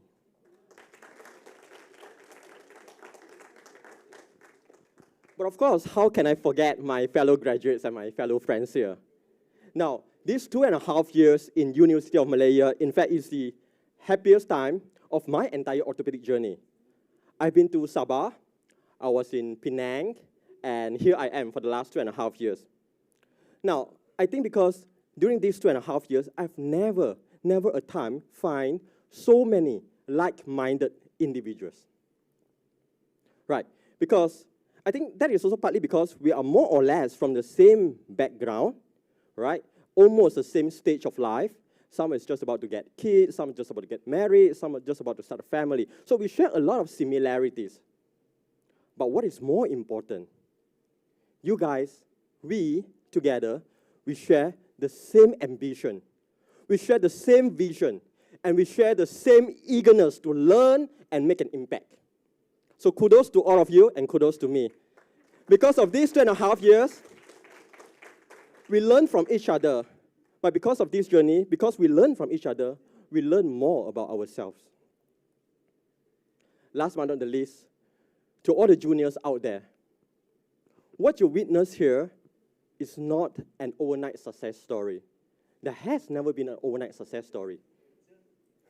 But rather, it takes weeks, months, and years of hard work, discipline, perseverance in the face of adversities and challenges. And to the juniors out there, you choose orthopedics not because you are left with no choice. You choose orthopedics because that is your passion and that is your future.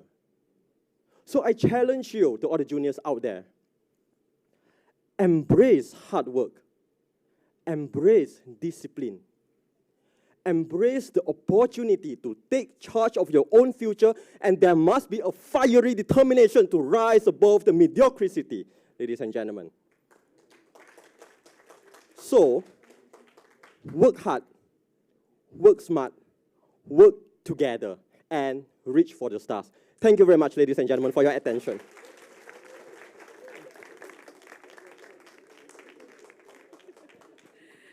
Next, I would like to invite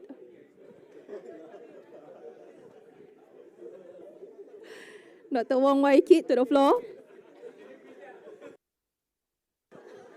Pressure on Wai Kit, pressure on Wai Kit.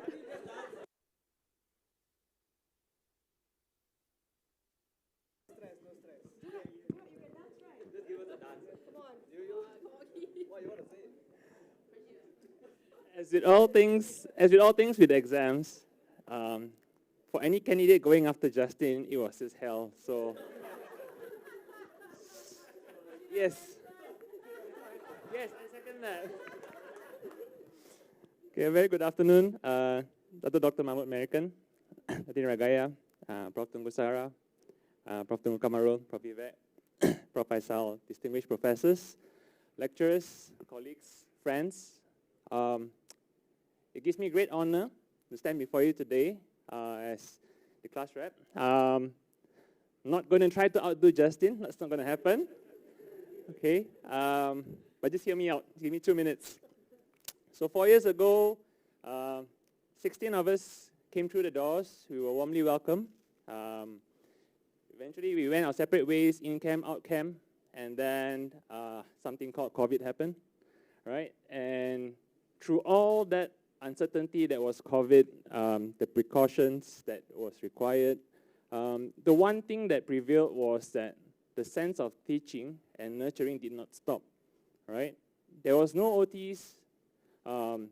Ward patients were very minimal, right? But the teaching never stopped for one day. You know, we went online, we had CMEs, and you still found ways to impart, like Justin said, impart knowledge to us. And you drove us to who we are today. So for that, thank you very much. And unlike Justin, who was very happy for the past 4 years, there were many sleepless nights for the most of us, right? On calls, worry about our kids, our families, something called thesis, and the deadlines, and the TRC meetings. So these 4 years, they serve as a rite of passage for all of us. All of us, no doubt, we matured from MOs through the doors to surgeons now.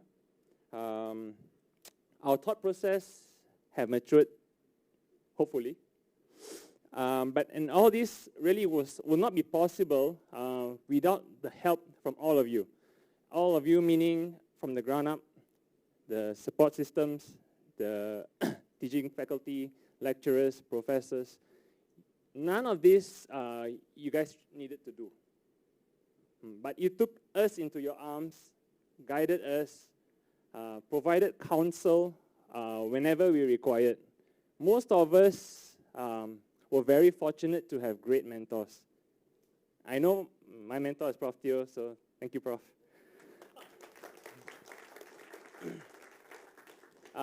Moving forward, there are a lot of things we will miss about this place. We will miss the 7 a.m.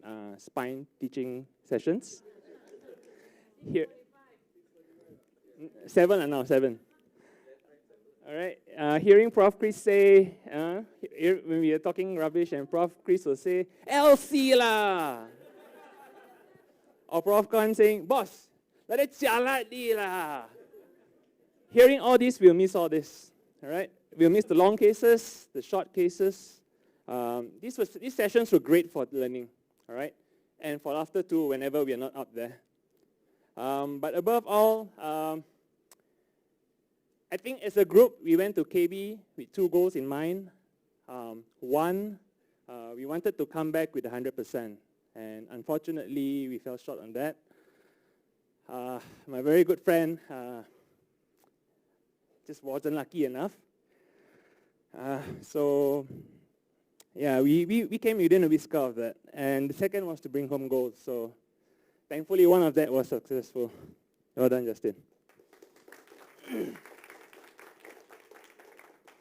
Before I leave the stage, I would like to put my hands together to apologize to anyone and everyone that I may have antagonized over the past 4 years. It really wasn't my intention. I know I made life difficult for the juniors sometimes. I know, and I apologize. But it had to be done. Prof. Faisal was pushing me on most days.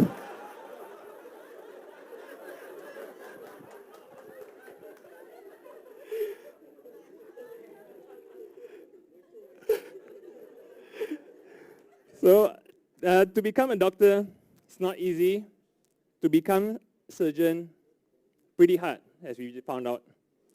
But to become a teacher, to inspire and nurture the next generation, that that's a whole different level of heart. And not many of us in our lifetimes of trying will ever be able to do that. So from the very bottom of my heart, on behalf of my batch, thank you all. To end, I would like to quote two quotes that I hold dear. One is from Benjamin Franklin. It goes, "Tell me and I forget. Teach me and I remember. But involve me and I learn." And another is by William Butler Yeats from Ireland. My training was there. Education is not the filling of a pail, but the lighting of a fire. And our fires, all of us, all meaning all 16. And Rafael will be joining us soon, together with Ryan. So there's 16 of us who will hopefully go forth and uphold the good name of UM. Thank you.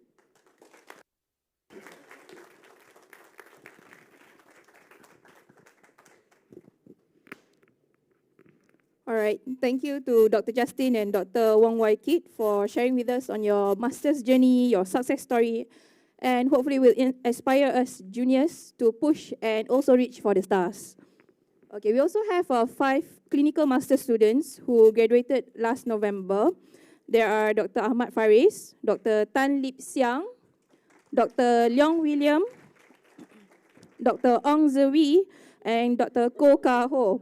But unfortunately, none of them could make it and join us here today as they were posted all over Malaysia. But even though they are away, they have provided us with their videos to express their gratitude and send their regards. So let us all watch their videos.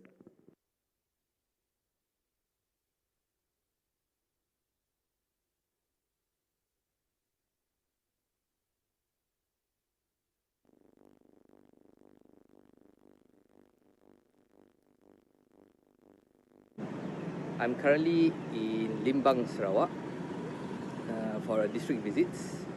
I'm based in Miri. I would like to thank Prof. Azlina, my supervisor and mentor. Thank you for staying up with me throughout the whole process. I would like to thank the thesis team, Dr. Krishna, the TEG team, Fuad, the MLT, Shazana and Puan Balkis, the Animal Experimental Unit led by Dr. Azura, and not to forget to all our beloved lecturers from specialty team.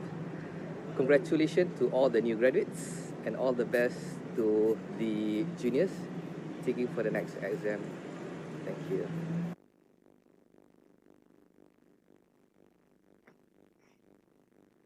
All right. Okay, hello everyone. Hello profs, hello lecturers, our fellow colleagues, and our department staff. So I'm representing a batch November 2022 to greet everyone here. We're all from everywhere. Some of us are in Alostar, some in Borneo, some in Penang, and we have also William still in Klang Valley. Anyhow, I hope distance will not separate us, even though we are very far away, but we can still group together using Zoom and present this short video to express our gratitude to all our teachers, our lecturers, our professors, for all for your guidance, for your teachings, for your support throughout this 2 years of apprenticeship in UM, and so yep, there were obstacles, there were hardships, but I'm glad we've all overcome it. And eventually we have reached whatever we have wanted to reach. And with that, I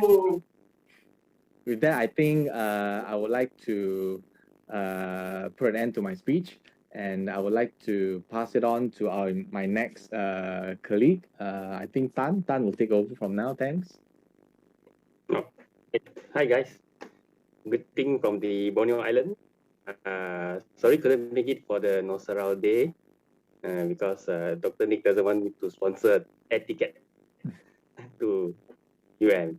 So thank you very much to all Prof and all the lecturers for your generous support and teaching guidance throughout my journey here in University Malaya. I always appreciate the time and spent with all of you, although it was just a short stay.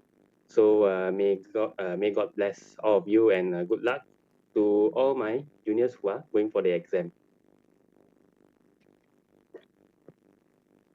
Okay, next we have William. Hello, everyone. This is William. It's been some time we have not met up. First of all, I would like to thank everyone for the invitation. I am very sorry that I cannot make it today. I am proud to have my training done in UM. I'm grateful to all our professors and lecturers for your time and your guidance and teaching.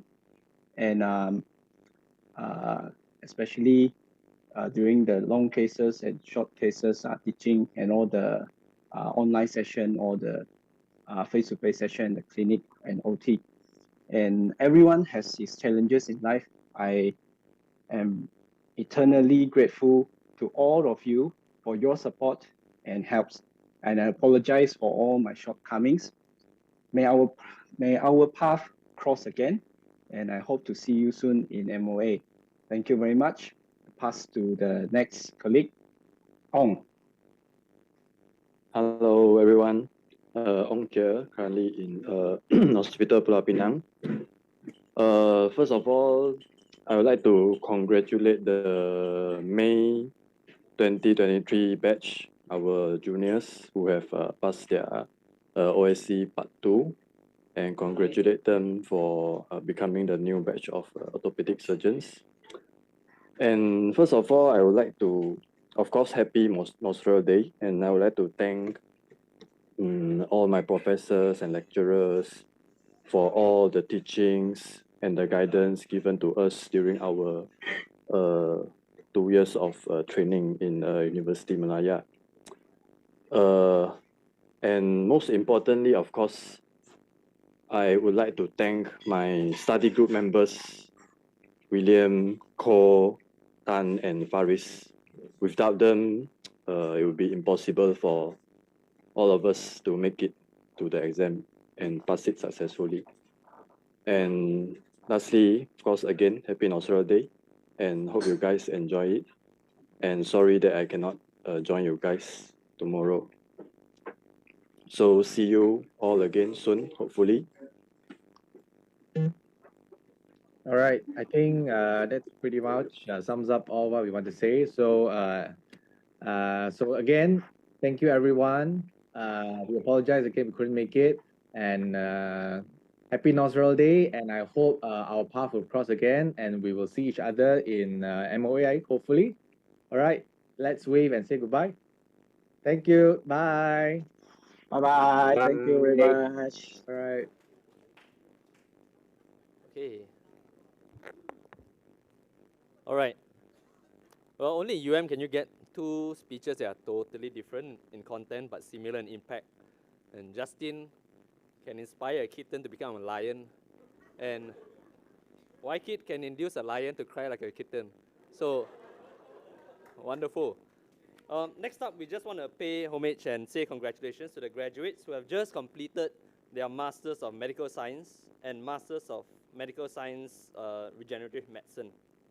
There are 3 videos. Yes. All right. So there will be a talk by Sarmini, and then 2 videos, one by Tan Hui Yi and the second by Mr. Omar. Yes, we would like to invite Sarmini to come to the stage.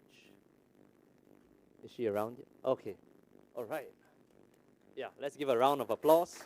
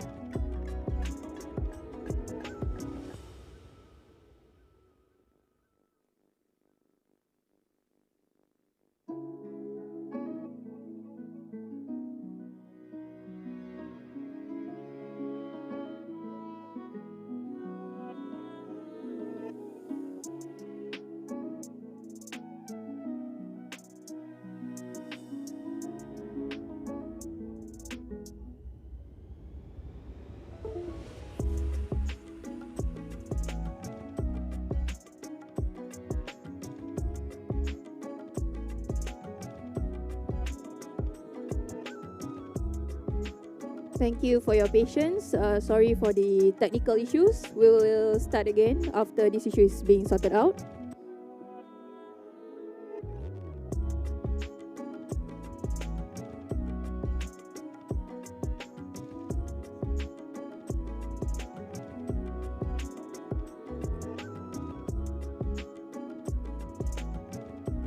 So while we are setting up, we will play the other two videos from the other graduates first.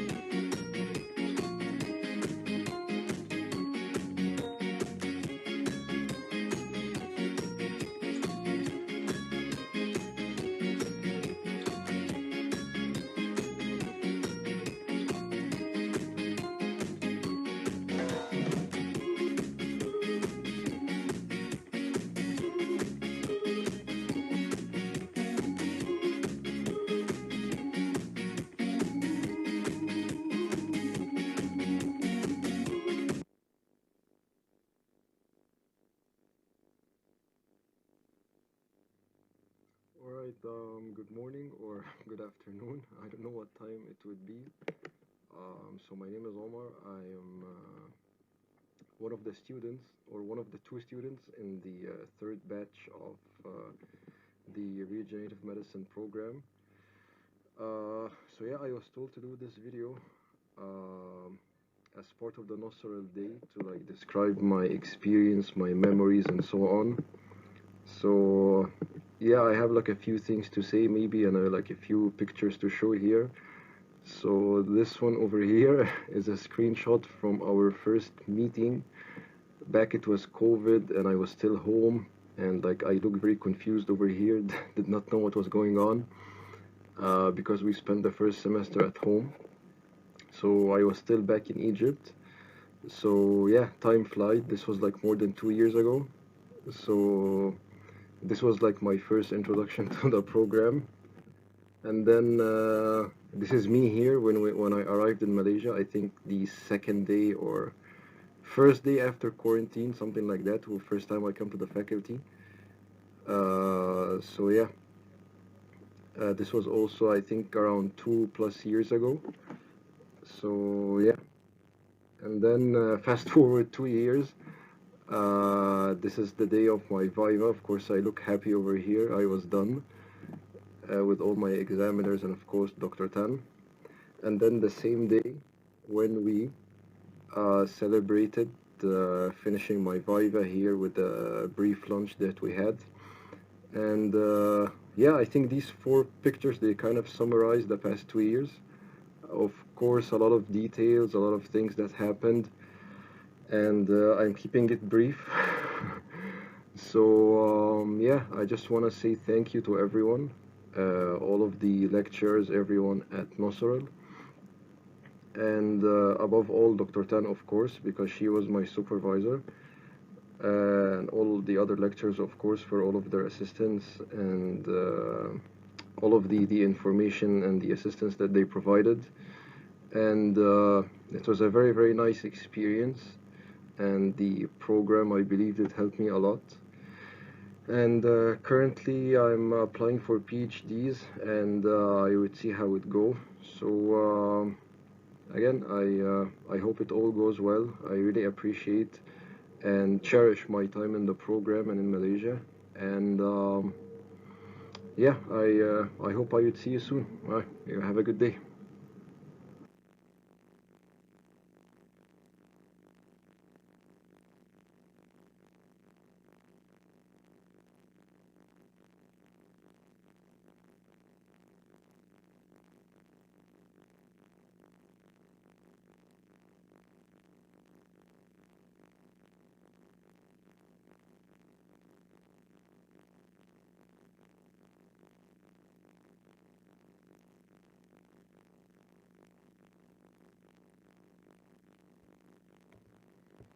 A very good evening to Dato Dr. Muhammad Marikan, Datin Ragaya, Prof. Tunku Sarah and husband, Prof. Tunku Kamarul, Prof. Azlina, Prof. Kwan, HOD, Professor Faizal, and Professor Vivek, lecturers, doctors, students, staff, and friends. Hi, I'm Sharmini, an RA under the Orthopedic Oncology Unit. Today, I will be presenting about my journey pursuing a master's degree in medical sciences.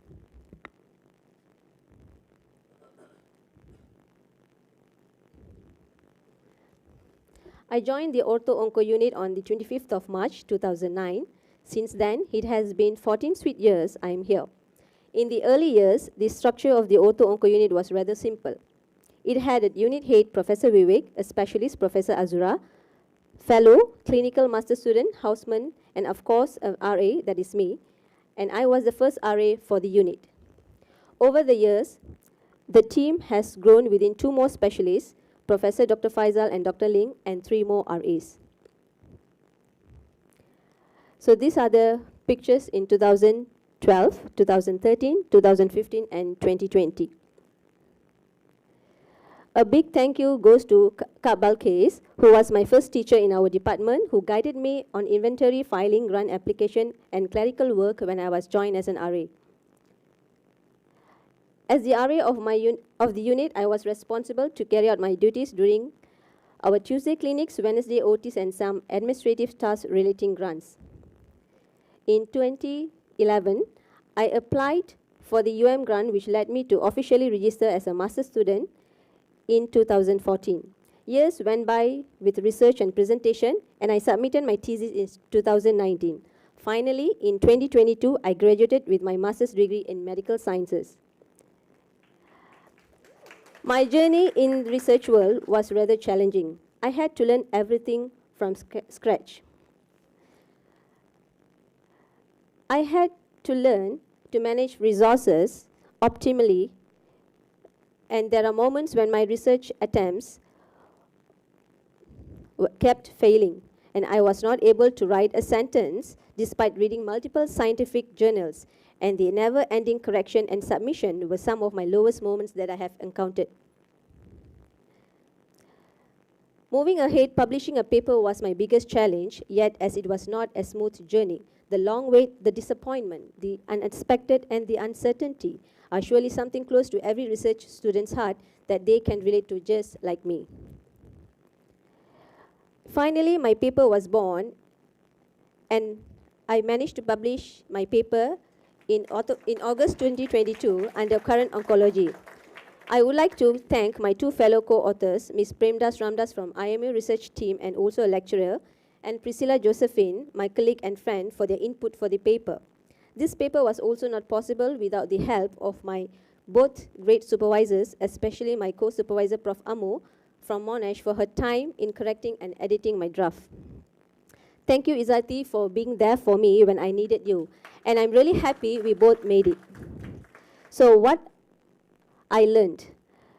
In my master's journeys, I learned that confidence, perseverance, hard work, and being focused are most important things, some of the criteria needed by students to achieve our goals.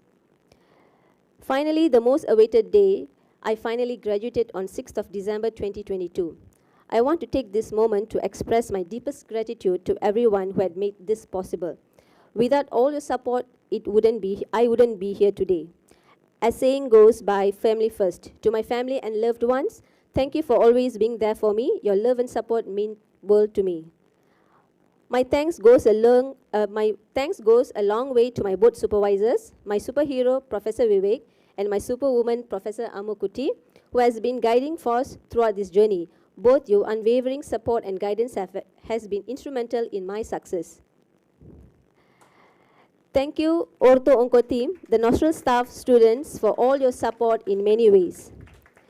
Thank you to my Onco girls and my besties for all your belief in me has been a driving force behind my success today. Special thanks to Dr. Putri and also her lab mates, molecular lab mates. It's a place where I hang around since 2009, got inspired and also motivated to pursue my masters. IMU Bukit Jalil is my second home. This is the place where I spent most of my master's years doing research work. A place where I made great friends, a place where I wrote my thesis overnights for months, and I also, it's a place I learned about my research methods. Thank you to IMO research staffs, PGs, room students, Professor Amo team for accepting and supporting me throughout my journey throughout my master's journey. My heartiest thanks. As I made great friends in IMU, I made great sisters too. From one friend, now I have 4 sisters from different mothers. They are my place where I cried and ranted the most during my master's journey. Thank you to my IMU ladies for listening and lifting me up all the way through. Awesome bosses, awesome team. My great moments are here. We have conferences attended. We have some team building and team outing. And we also never fail to celebrate yearly birthdays. And we have never-ending team makan-makan. And we are also the well-known performance in-house as well internationally. And the fellow buddies, Mandip and Rishiv, where we had spent most memorable days. And these are with my wonderful people back in UM and also IMU. Last but not least, I would like to give a very special thanks to my dear high school friend Dayalini, for it is because of her I got an opportunity to be part in this Ortho Onco team at Noceral. Because of her, I found many great souls along this 14 years journey of mine. So thank you, Daya. And thank you everyone for all the help. Thank you for the sweet memories in Noceral and IMU. And congrats to everyone.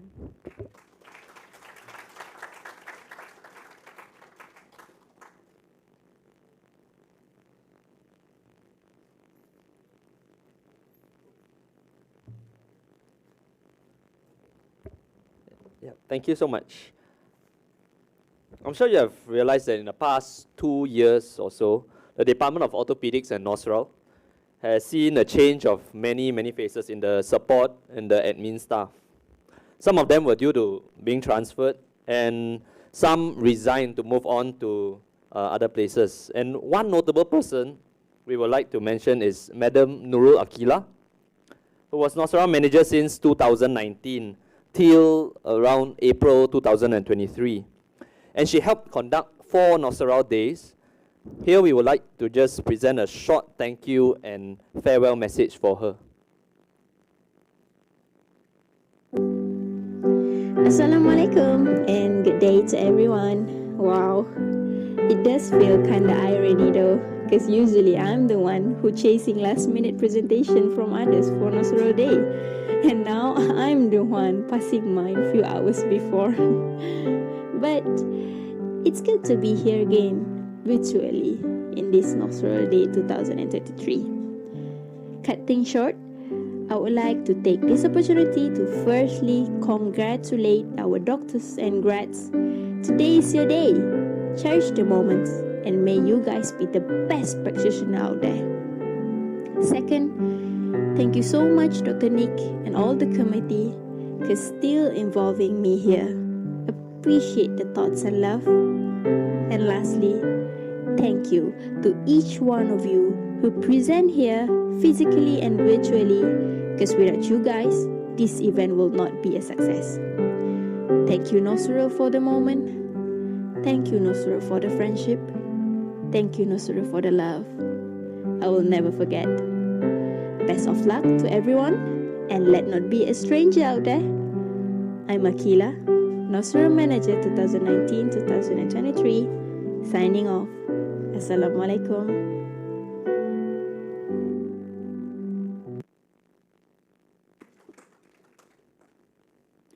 All right, finally, it's time for some entertainment. So Noceral Day will not be complete without any music or singing. So we have two Noceral singers performances lined up for you. We will start with the video of the original singers of Noceral Day, a song by Faizal Tahir called Gemuruh.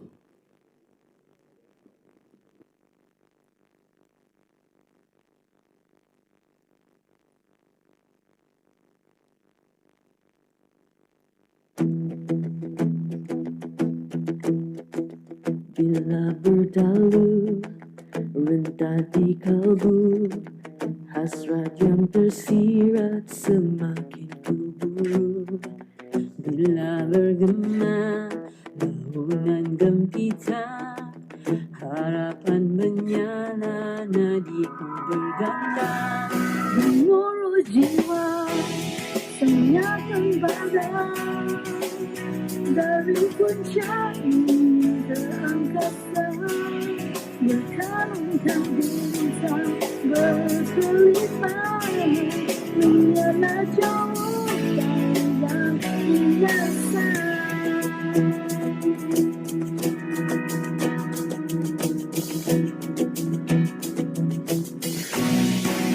Bila bertalu entah di kalbu, hasrat yang tersirat semakin kuburu.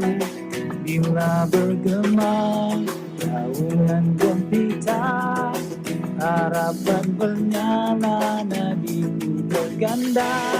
Gemuruh jiwa semangat membara, dari puncak ingin ke angkasa, berkalungkan bintang berkelipan, menyala jauh dari yang biasa.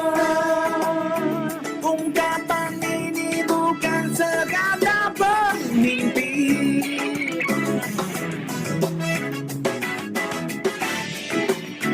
segalanya pastikan terbukti nanti. Gemuruh jiwa semangat membara, dari puncak ingin ke angkasa, berkalungkan bintang berkelipan, menyerah jauh dari yang biasa.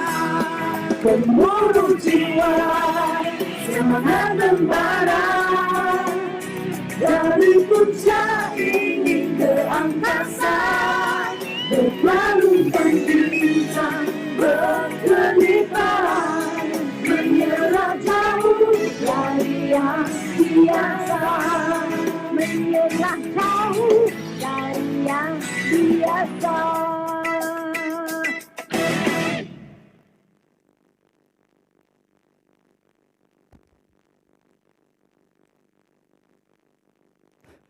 Now we have a surprise performance by a quartet of singers. One who sounds professional.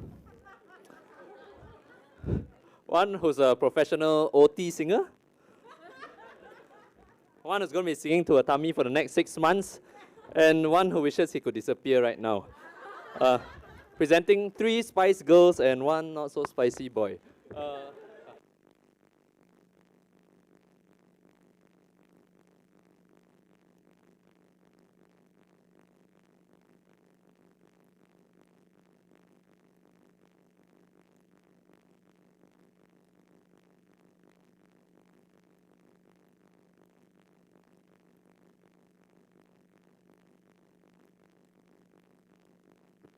Mic test.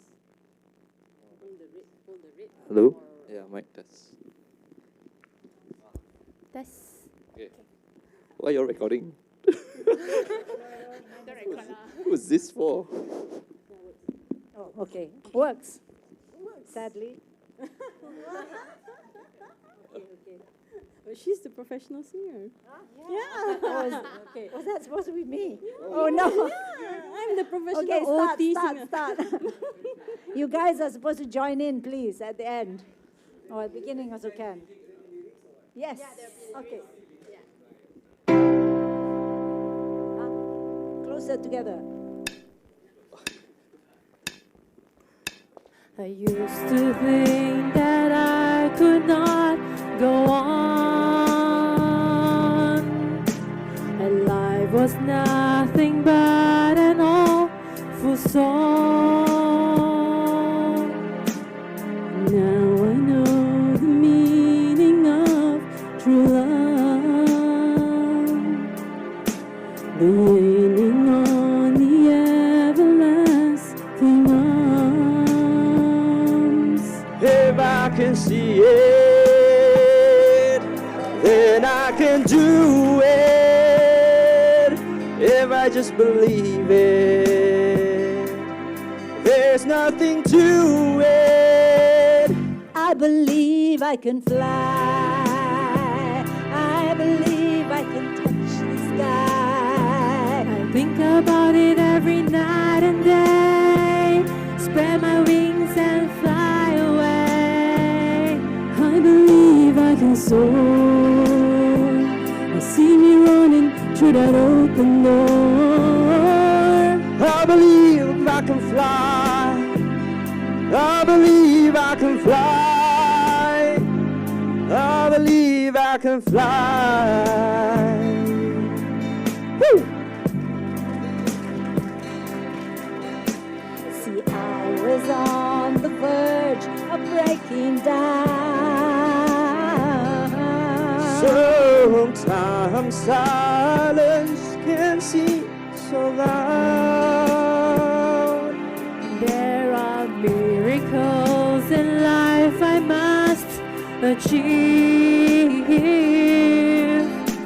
but first I know it starts inside of me. If I can feel it, then I can be it. If I just believe it, there's nothing to it. I believe I can fly. I believe I can touch the sky. Think about it every night and day, spread my wings and fly away. I believe I can soar. And see me running through that open door. I believe I can fly. I believe I can fly. I believe I can fly. Hey, 'cause I believe in you.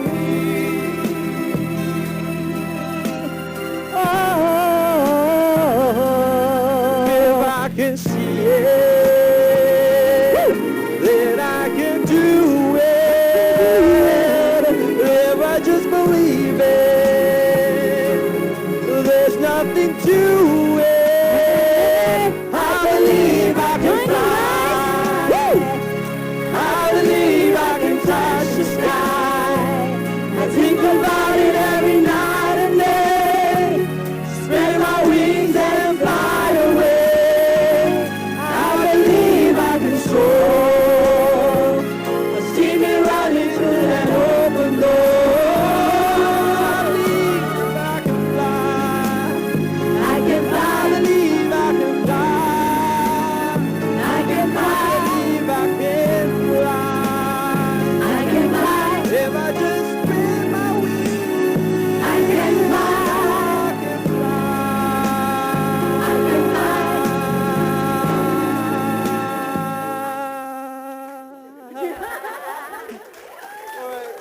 Thank you. Thank you.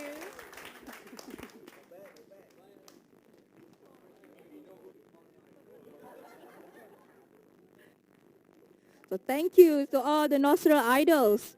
Who would have thought we have such hidden talents in Noceral itself? So now we would like to play a short montage of our seniors. So sit back, relax, and enjoy the show.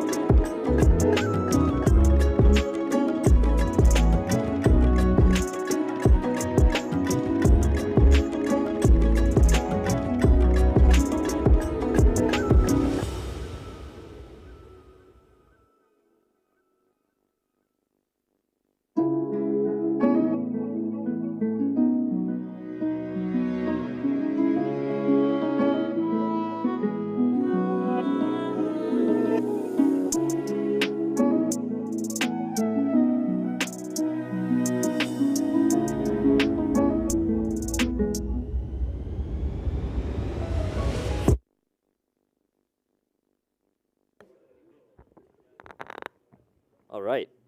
Now, Noceral Day wouldn't be complete without us giving awards for our research projects and publications winners. So, first of all, is there a video for this? I can't remember. Oh, there's a video. Yes, there's a video for this. Can we play the video? Thank you. Assalamualaikum and good afternoon to everyone. Today, we gather here to celebrate and honor those exceptional individuals and units who have made significant contribution to the academic research in Noceral and Orthopedic Surgery Department. We recognize and applaud the unwavering dedication, tireless pursuit of excellence, and groundbreaking discoveries that have propelled our researchers to the forefront of this field.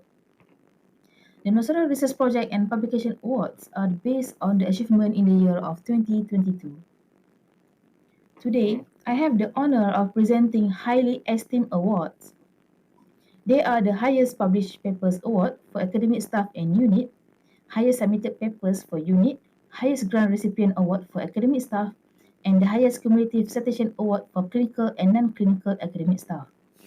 Those accolades represent the epitome of achievement in the world of research, recognizing the exceptional accomplishment of our esteemed researchers. The highest published paper awards recognize the researchers and research unit with an unparalleled commitment to the dissemination of knowledge through their prolific publication records. This award shines a spotlight on the individuals who have not only contributed significantly to their respective fields but also shared their findings with other broader academic community. The highest grant recipient awards recognize the researchers who have successfully secured grants to support their visionary projects and enable the pursuit of groundbreaking discoveries. Their abilities to secure funding showcase their remarkable research proposals, innovation, and the potential impact of the work. Highest Submitted Papers Award is to acknowledge and reward the exceptional quality, originality, and impact of research papers, fostering a culture of excellence, innovation, and continuous improvement in academic research. The highest cumulative citation award pays homage to the researchers or research team whose work has garnered extensive recognition and influence within the academic community. This award acknowledges the significant impact of their research findings as evidenced by the cumulative citation from their peers and the wider scholarly community. To begin with, this is the research grant that we secured in 2022, including new grant received and the active grants. The active grant is the existing grant received before 2022 and are still ongoing in the year. The amount of grant show the other cumulative amount of fund received on yearly basis. The new grant contribute 3.2 million ringgit, while the existing grant contribute 2.3 million ringgit, resulting in a total of 5.6 million ringgit. The total amount is categorized into several types that we receive. In total, there are 31 grants, consisting of 13 new grants and 18 existing grants. Among the new grants, there are 5 different types, with FRGS, or Fundamental Research Grant, being the most common type, accounting for 7 grants. However, the highest grant amount received is from MOSITED grant. Other grants include UMSC K-Fund, UMCAS, and grant from industry. For active grant, FRGS also represent the highest grant amount received, followed by UMSC K-Fund, PRGS, or Prototype Research Grant, industry, and international grants. Out of total 13 new grants, 9 of them, which account for 69%, are headed by orthopedic academic staff. Similarly, out of 18 active grants, 14 of them are led by orthopedic academic staff. The remaining grants are led by either non-clinical members, collaborators within the faculty or outside, and in those cases, our academic staff assume the role of co-researchers in the grants. Ladies and gentlemen, it is my pleasure to introduce the top 3 highest grant recipients in 2022. They represent the number of principal investigators and co-researchers from the 31 grants we received. In the third place, we have Associate Professor Teo Siu Hui, who has 6 grants. Securing second place is Prof. Azrina Amin Abbas with an impressive total of 10 grants. Finally, I am delighted to announce the first place recipient of the highest number of grants is Professor Tunku Kamarul Zaman, who has achieved a remarkable total of 16 grants. Congratulations, Prof, on this outstanding accomplishment. Please accept this virtual trophy as a symbol of our appreciation. Furthermore, Noceral will soon present you with the well-deserved certificate. Once again, thank you and heartfelt congratulations to each of you. Moving forward, we will recognize the quantity of papers published and submitted in ISI, non-SI, or Scopus Journal during the year 2022. Among these, we have a total of 37 published papers, with 33 appearing in ISI Journal and 4 in ISI and Scopus journals. Out of 33 published papers in ISI, 15 papers representing 45% of the total were published in Q1 and Q2 journal. Among the 37 published papers, 34 were original articles, while 4 were review papers. Additionally, there were 9 publications that encompass various forms such as book chapter, editorial materials, and newsletters, distinct from original articles and review papers. A total of 20 papers were submitted, and 17 of them being submitted to ISI Journal, and the remaining 3 submitted to non-ISI and Scopus Journal. Ladies and gentlemen, it is a great pleasure that I introduce you to the recipient of the prestigious award for the highest number of published and submitted papers in the year of 2022. Please join me in extending our heartfelt congratulations to the Tissue Engineering Group for their outstanding accomplishment. Congratulations. Ladies and gentlemen, it is my honor to present you the esteemed academic staff who have achieved the highest number of published papers in 2022. In the third and second place, we have the distinguished Professor Vivek Ajit Singh and Professor Ali Muhammad Sharifi, both having a remarkable total of 5 papers each. However, it is with great pride I announce the recipient of the highest number of published papers, Professor Tunku Kamal Zaman, who has achieved an outstanding total of 7 papers. Congratulations, Prof, on this exceptional accomplishment. I would like to extend you to this virtual trophy as a symbol of our appreciation. And again, Noceral will soon present you a well-deserved certificate. Thank you and heartfelt congratulations to each of you on your remarkable achievement. Moving on to the final award category, we have the distinction of recognizing the highest cumulative citation from 2018 to 2022. As previously mentioned, this award highlights the significant impact of the recipient research findings demonstrated by the cumulative citation from their peers and broader scholarly community. Now, I am pleased to announce the top 5 clinical academic staff members from the Noceral and Academic Surgery Department who has achieved the highest cumulative citation from 2018 to 2022. Furthermore, it is with a great pleasure that I announce the exceptional achievement of the top 5 non-clinical academic staff members from the Noceral and Orthopedic Surgery Department, who have garnered the highest community citation from 2018 to 2022. Now, it is time to unveil the final award recipient. I am delighted to announce that Prof. Tunku Kamaru is the recipient of the highest cumulative citation among the clinical academic staff, while Prof. Ali Muhammad Sharifi has achieved the same distinction among the non-clinical academic staff. Congratulations to both of you on this remarkable achievement. Please accept this trophy as a symbol of our admiration and appreciation for your outstanding contribution. Noceral will soon present you with a well-deserved certificate. Once again, thank you and heartfelt congratulations to each of you on your remarkable achievement. I extend my gratitude for your kind attention, and I look forward to gathering once more next year to celebrate another group of exceptional award recipients. I would like to express my appreciation to the Noceral Day organizer for providing me with the opportunity to present this prestigious award.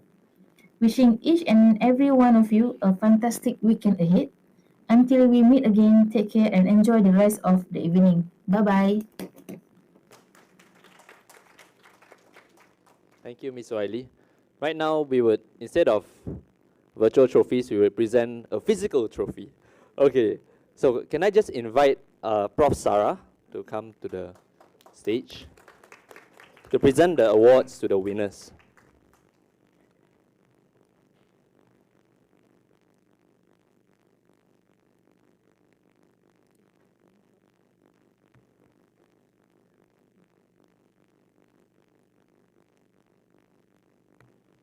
Okay, so I just have Prof. Tunku Kamaru Zaman to come receive his awards for one, the highest published papers in the unit for TEG, and highest published papers as an academic staff, highest submitted papers for TEG, highest 5-year cumulative citations as a clinical recipient, and the highest grant recipient as well. Congratulations, Prof. Tunku Kamaru Zaman.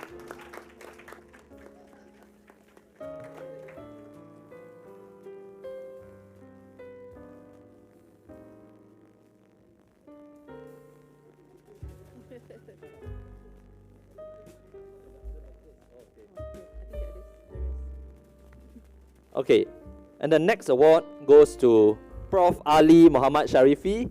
We just invite him and give him a round of applause as he comes down. This is for highest cumulative citations by non-clinical staff.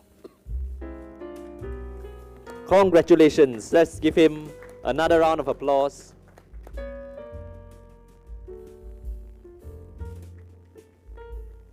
Okay.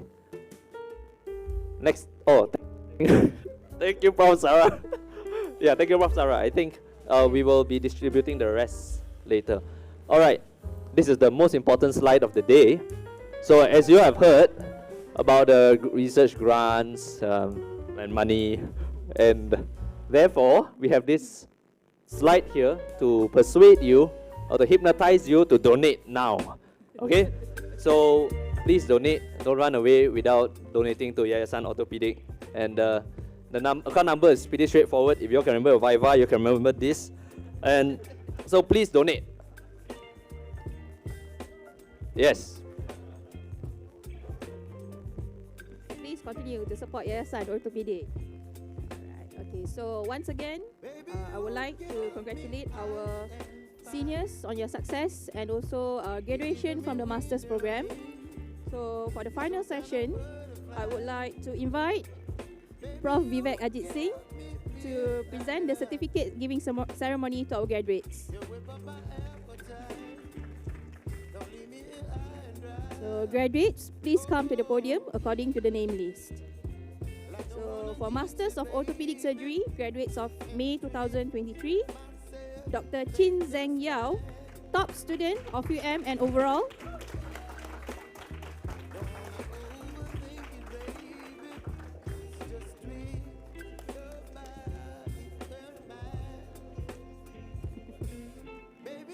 Where's the medal? Dr. Hugh Chi Chen. Hugh. Congrats, guys. Okay. Tallest guy in UM. Apart from Ko Bacon. Apart from Ko. Oh, wait. Forgot about Ko. Oh. Dr. Wong Wai Kit.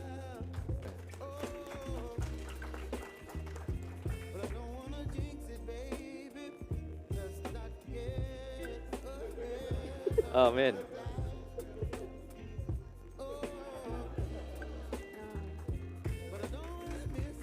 Dr. Srijan Madhusodanan.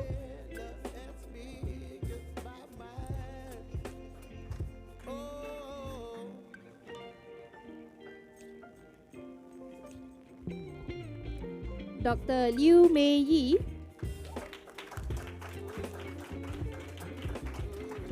First time she's wearing a dress also, so extra hand. It's rare to see her out of her scrubs.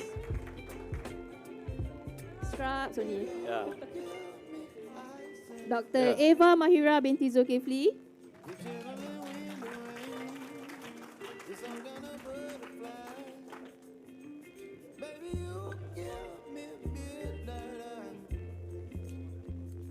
Dr. Lee Ji Yin.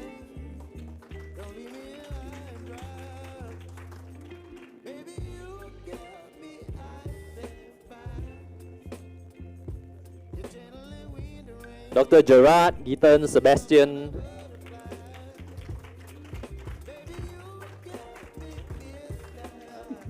Last dance.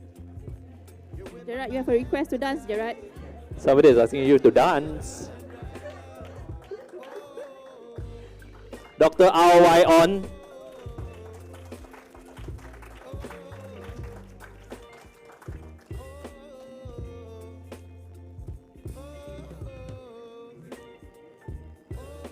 Dr. Joshua Chan Han Kwang. Our own Johnny Bravo. Yeah.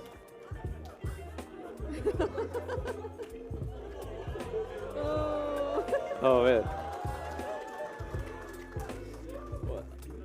Dr. Paul Tan Boon King.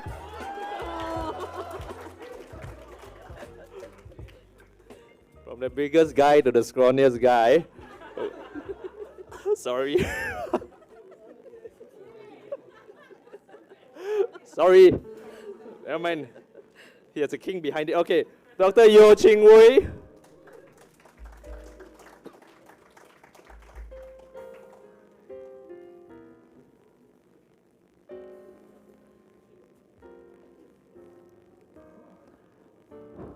Dr. Wu Ying Jing.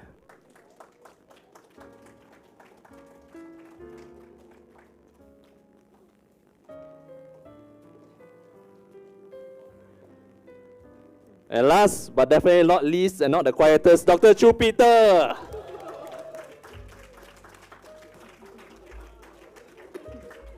You hear him before you see him.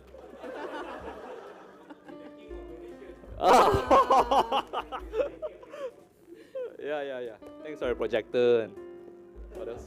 And your timer. Okay. And the timer. Yeah, Don't forget the timer. Okay, next up we have a presentation for Masters of Medical Science and Regenerative Medicine for Saramini Monisami.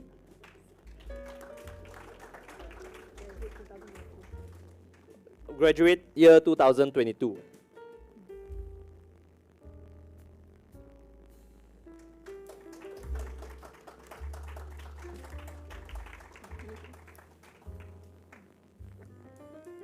All right, thank you, Prof. Vivek.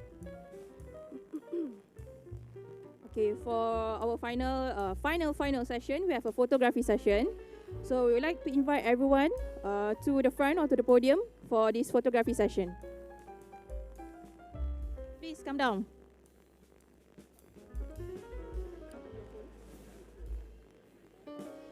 Come on, guys.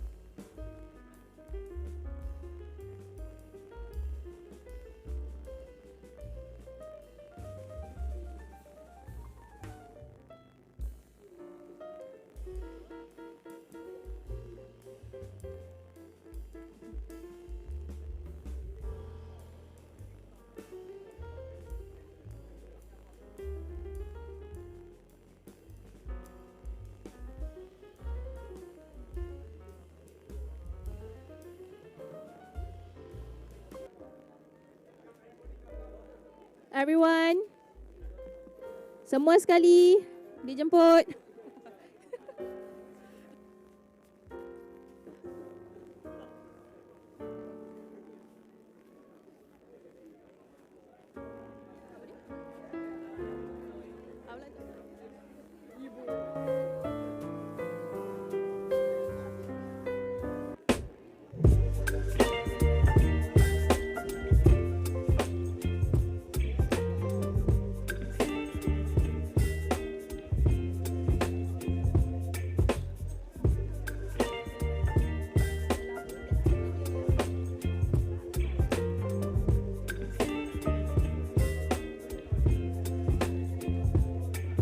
Baby, you give me ice and fire. You're giving me wind and rain. You're some kind of butterfly.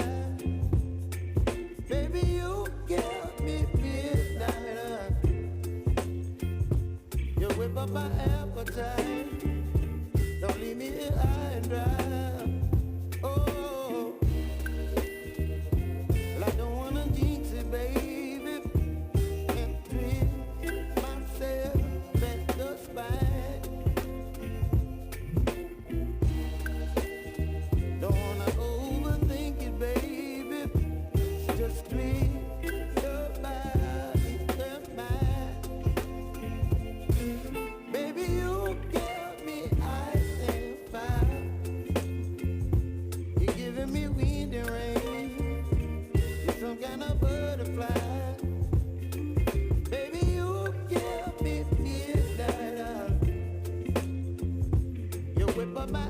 time.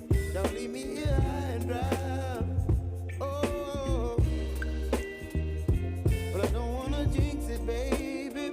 Let's not get ahead of my time. Oh, but I don't wanna miss you, baby. So I stand up and speak just my mind. Oh.